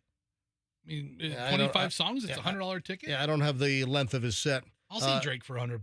Ed Sheeran, 44 songs for Drake. So that's a long concert. That's a lot of stuff. Never mind. Get your money's worth out of that thing. Let me just hear the hits. Ed Sheeran, $4.79 per song. Sabrina Carpenter, $11.08 per song. That's a lot. Coldplay, $11.73 per song. Yeah, but Coldplay, they're one of those. There we go. $11.08 right there. Boom, from everyone in the house. Bum, bum, bum, bum, bum, bum, bum, bum. Oh, if you're waiting for him to sing, it's not going to happen. No. This is the instrumental version that I use as a rejoiner. Coldplay is on a short list of, and I consider this a younger band. They're not like geriatrics. If I could rule the world. But Coldplay and Imagine Dragons, I think, are my two younger, somewhere. Hey, Imagine Dragon might. Okay, you know what? You hate that I know. when the kids do that to you all the time. My kids do that to me all the time. I've never heard that. Hey, Dad, Do you like Imagine Dragons? Yeah, I like him a lot. Yeah, Imagine Dragon. But anyway, Yeah. That's You know what? I'll be like, hey, J-Dog, prove it. I'll call you out. I know what you got going on. 9:20 at the MJ Morning Show. The final chunk of the MJ Morning Show on a Thursday is next. We still have the last $1,000 to give away for today with the ATMJ. Will you be the next $1,000 winner? Coming up, I'll tell you what caller to be. If you are that caller and you know last hour's winner's first name, you will be the next ATMJ winner for $1,000, courtesy of the Kemp Law Group. So that's on the way. Hey, WeatherTight windows.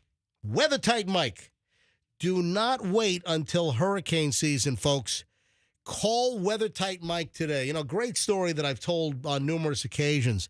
Listener and, a friend of the show, Scott. He owns West Coast Pawn out in Lakeland. And big fan of the show, contributes, sends me stuff all the time. So Scott heard about WeatherTight Mike. He hears about WeatherTight Mike, hears about, the commercials I do on the show, and he knows that his home needs new windows and doors. He calls up early last summer and books the job. He gets windows and doors replaced in his home in Polk County.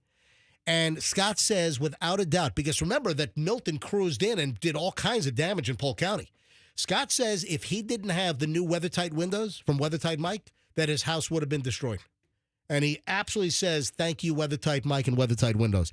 Folks, PGT Custom Windows and Doors, great product. That's what they install. And, of course, the best qualified installation around. You got to have great installation, and that's WeatherTight Windows. WeatherTight Mike, you got a $200 rebate per door right now, a $100 rebate per window. Don't miss it.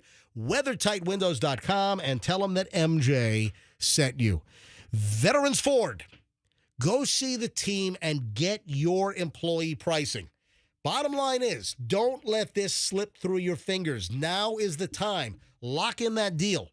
Ford has extended employee pricing to everybody. It's not just a guy that's been working for 30 years at the, a plant up in, Dearborn or whatever. No, or Louisville or St. Louis. No. Everybody, all Americans right now, everyone here can get employee pricing from Ford. And it's going to expire soon, though, so don't let it slip away. You can get your Ford for lower than dealer cost with the A-Plan Ford employee pricing. The best place to get it is Veterans Ford. Why go to Veterans Ford? The treatment is phenomenal. They're going to make you feel like a family member. You're going to have an easy breezy time. They're not going to give you all the car dealer rigmarole and run around. It's just a great operation. They treat their customers well. So get the employee pricing at Veterans Ford, Linebaugh, and the Veterans Expressway, and tell them that MJ sent you. Hey, the heat dome, I think, is arriving. So now, we had that, the weather rain train or whatever the hell they call the atmospheric river and all that rain we had. Well, now we've got a heat dome. So what happens if your air conditioning craps out during the heat dome? Well, you get on the phone. Heat dome, get on the phone to Plan B Air Conditioning. It's 813 Plan B AC. Why Plan B Air Conditioning? Decades of experience, honest company. I get tremendous feedback from MJ Morning Show listeners that maybe used a different air conditioning company. I've got multiple stories where, they have a problem. They call their original air conditioning company. They say, nope, we can't fix that. It's, your unit's too far gone. It's going to be $7,000 for a new air conditioning unit. They call Plan B Air Conditioning for a second opinion. They go out, they fix it for hundreds instead of thousands for a replacement. Yeah, mention me, MJ, to Plan B Air Conditioning. They'll give you 10% off. Say, hey, Plan B Air Conditioning, come on out, fix my air conditioning. By the way, give me my MJ 10% discount. 813 Plan B AC or planbairconditioning.com and tell them MJ sent you. 924, final check on.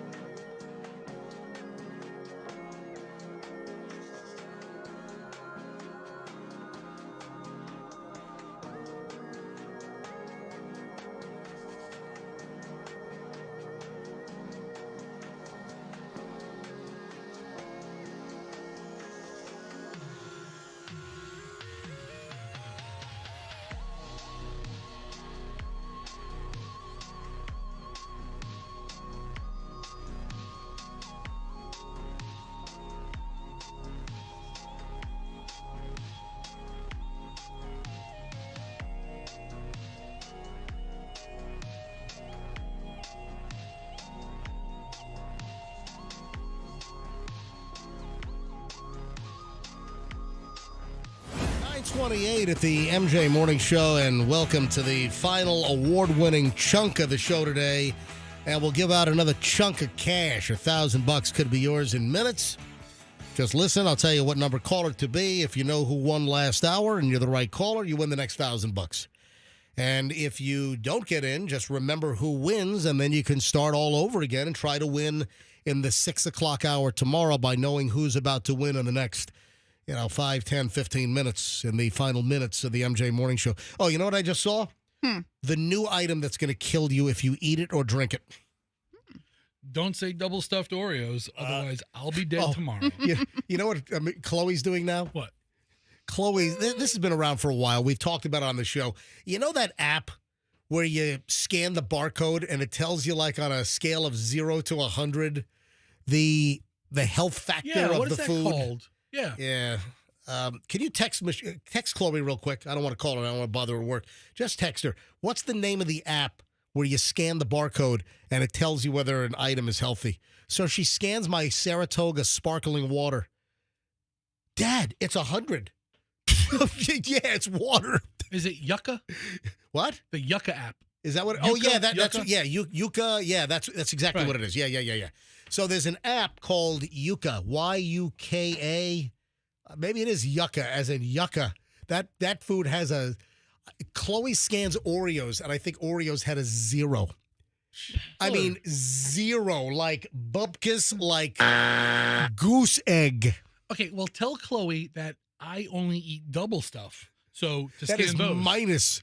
minus 10 on that. No, her latest thing now is to go through the house and scan everything. You know what? Once you get that app, I don't have the app because I don't want to know. This has been around for a while. We talked about this years ago. Yeah, we've known about it. We talked about this app like maybe 3.5, 4 years ago. So it's not new, but hey, it's new to Chloe because she just found it and she's scanning everything. And, the kids are into buying some of these like pre-made processed foods like at Trader Joe's.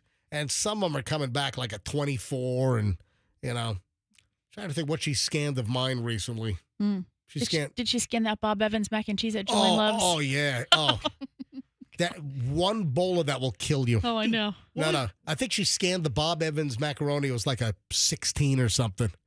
Just low. When was the last time you were at a Bob Evans?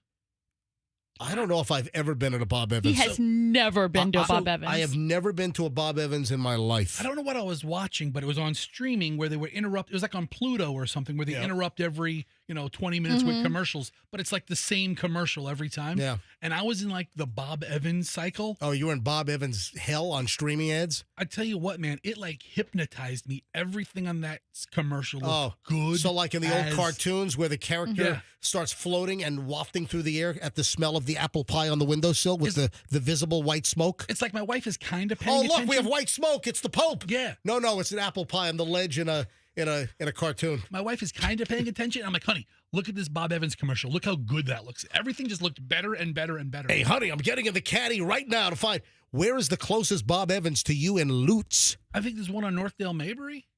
Got a scoots out of Lutz. I know there's one on I-4. Oh, hang on, Andrew. Andrew's got an update on that. Hang on. Yes, Andrew. That location closed. Why did that close? Because I haven't gone.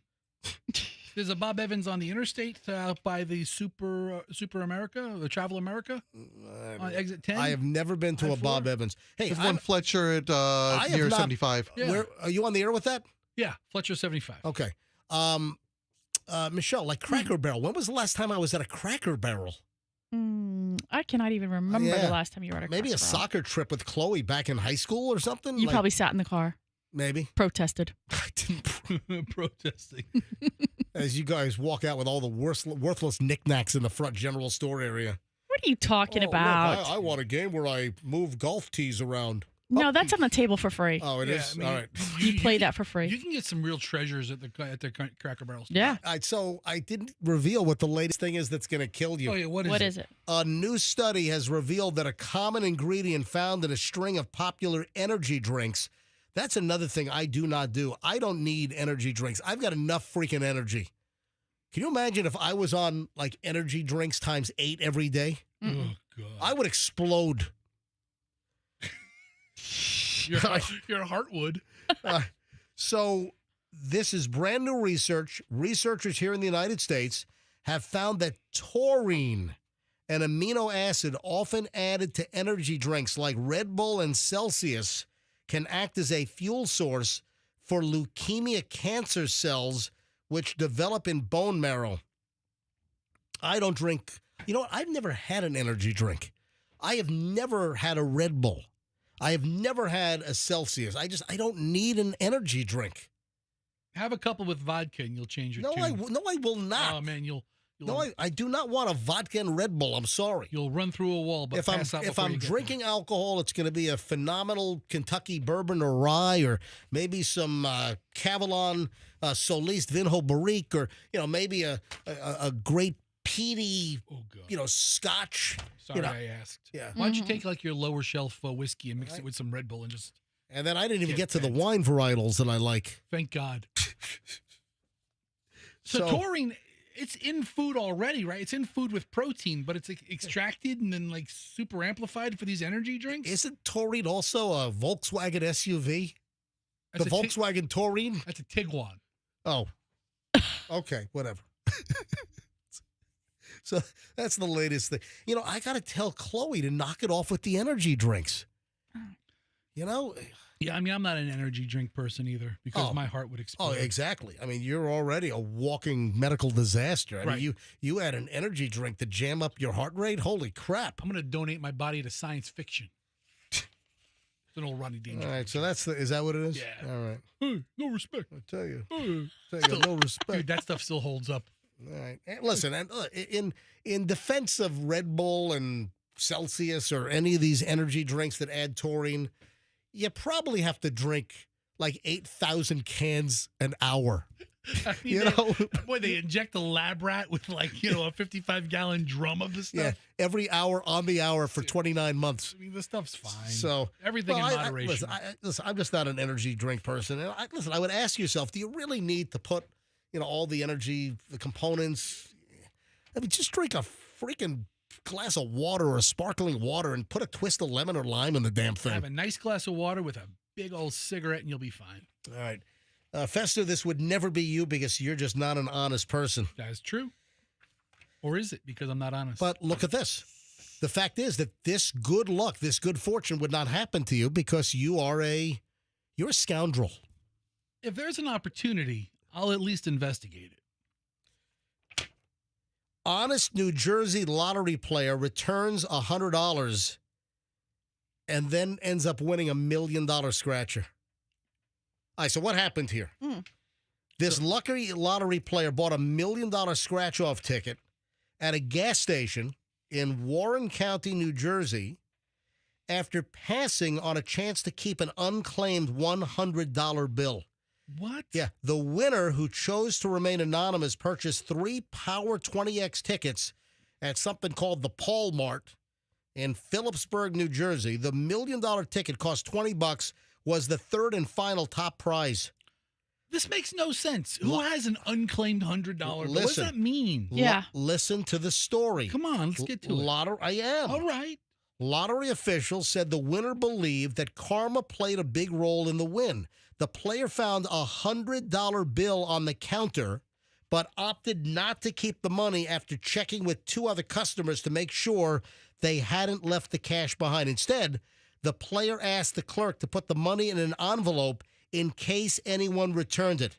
The person then bought 3 tickets. The last of the 3 was the grand prize winner.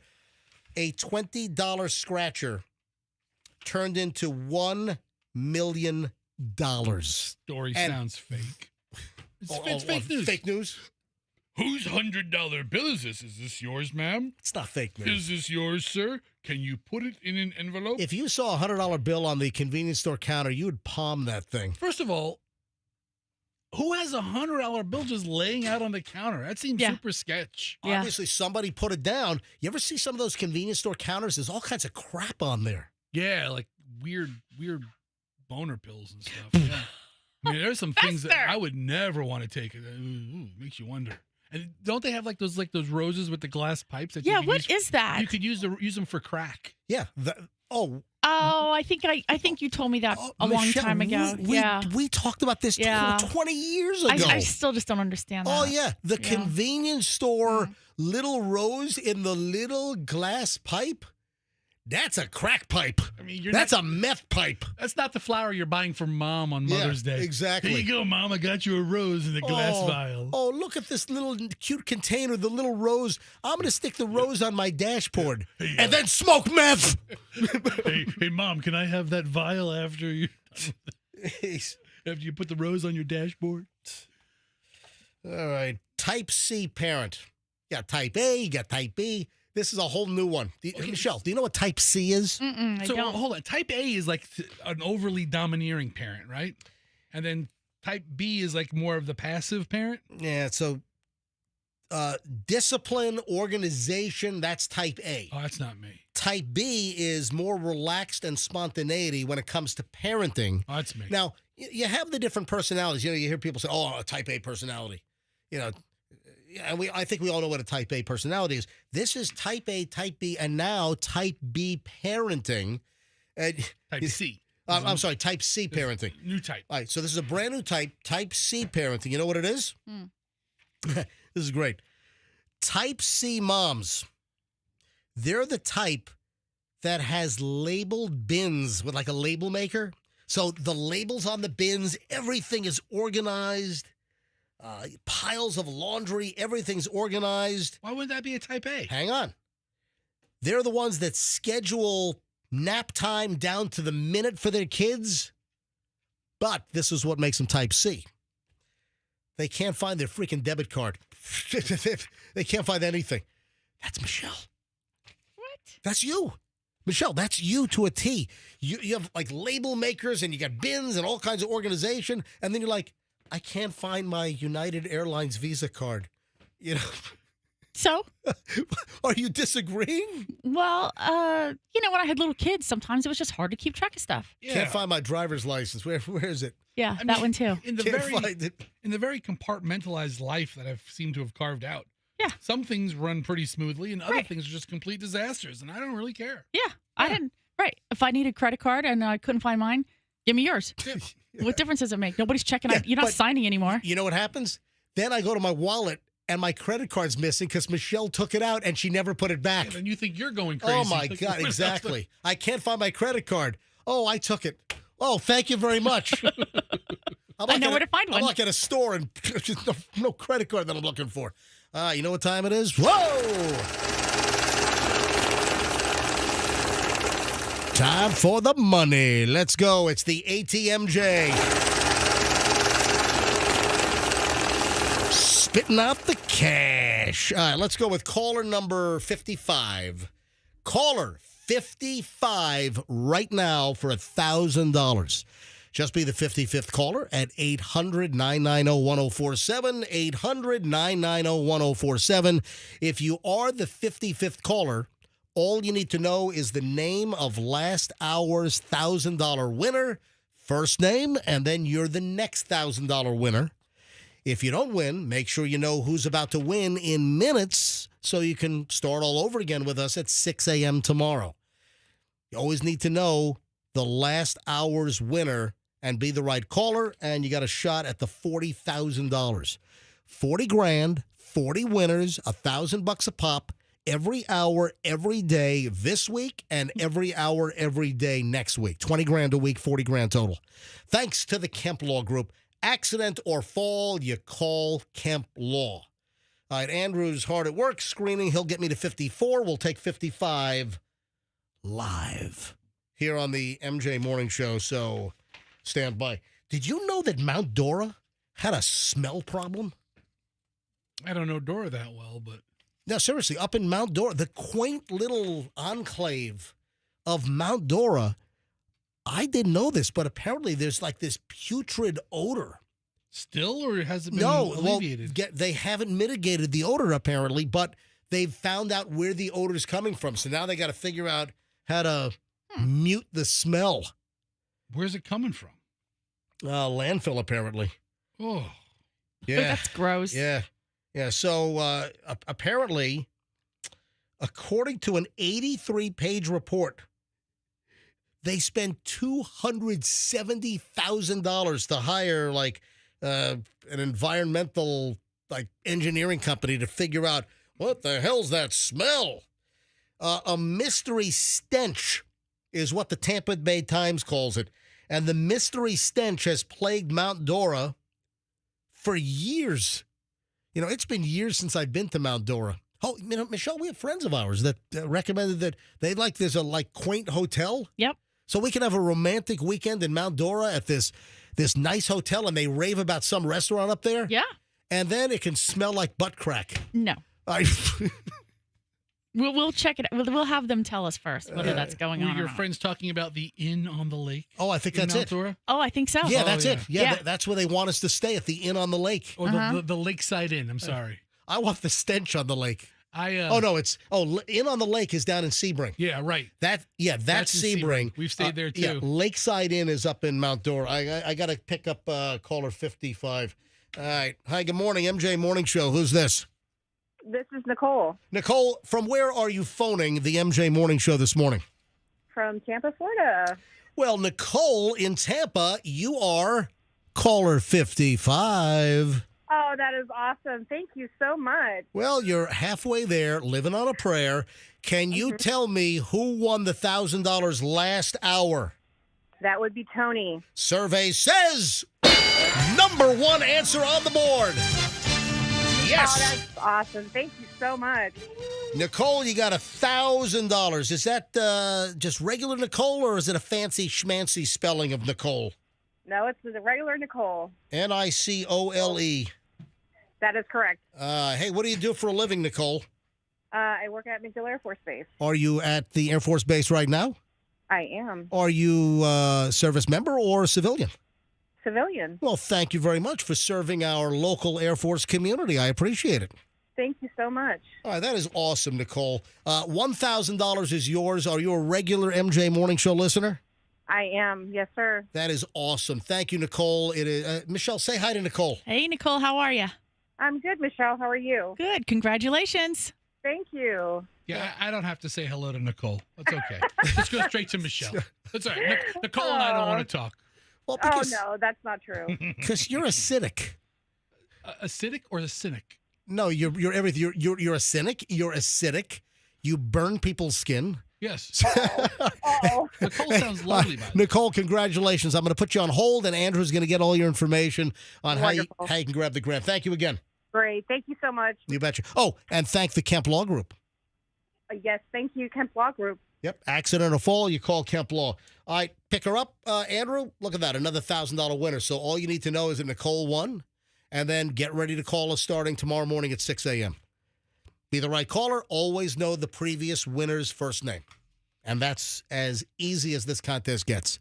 It's the ATMJ. Belting out $40,000 in cash. So tomorrow, 4 winners. That'll wrap up week number 1. Can't believe Friday's already here, man. That's been flying. Are we still talking about the stench in Mount Dora? Yeah, I'm going back. Okay. I'm going back to that, but I wanted to grab caller 55 immediately. Okay. Yeah, so according to a $270,000 study. That actually sounds like a deal. I thought you were going to say $200 million. I mean, a $200,000 study to figure out what your stench is doesn't sound that crazy. It turns out that the Mid-Florida Materials Mount Dora landfill on State Road 46 is likely generating hydrogen sulfide gas that bellows out this putrid odor.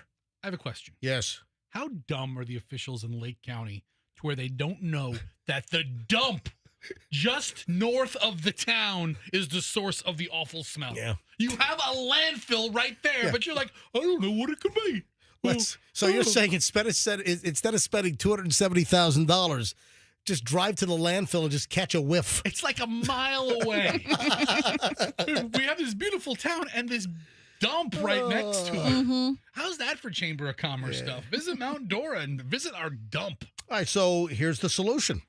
They've gotten 117 extension cords, and they're going to drag them out all over the landfill, and they're using Glade plugins.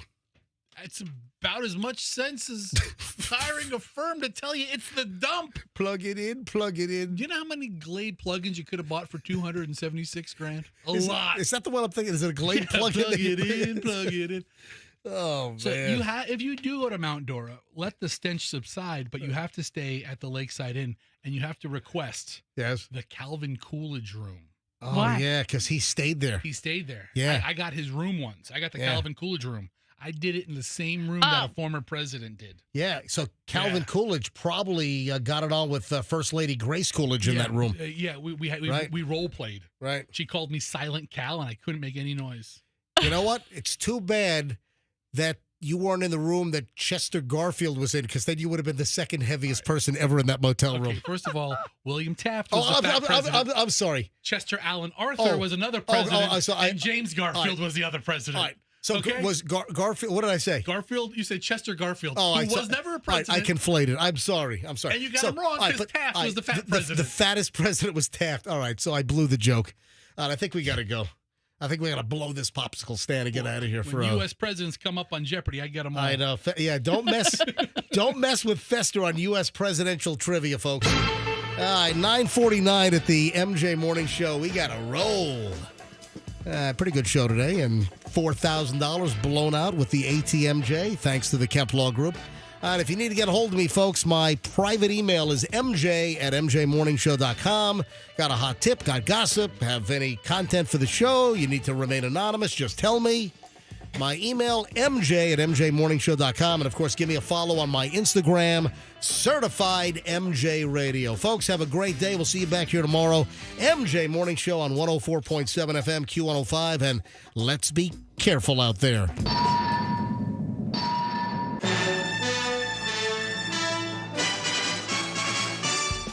Download the app now. Get the Q105 app and listen to us anywhere. Powered by Anna Jar and Levine.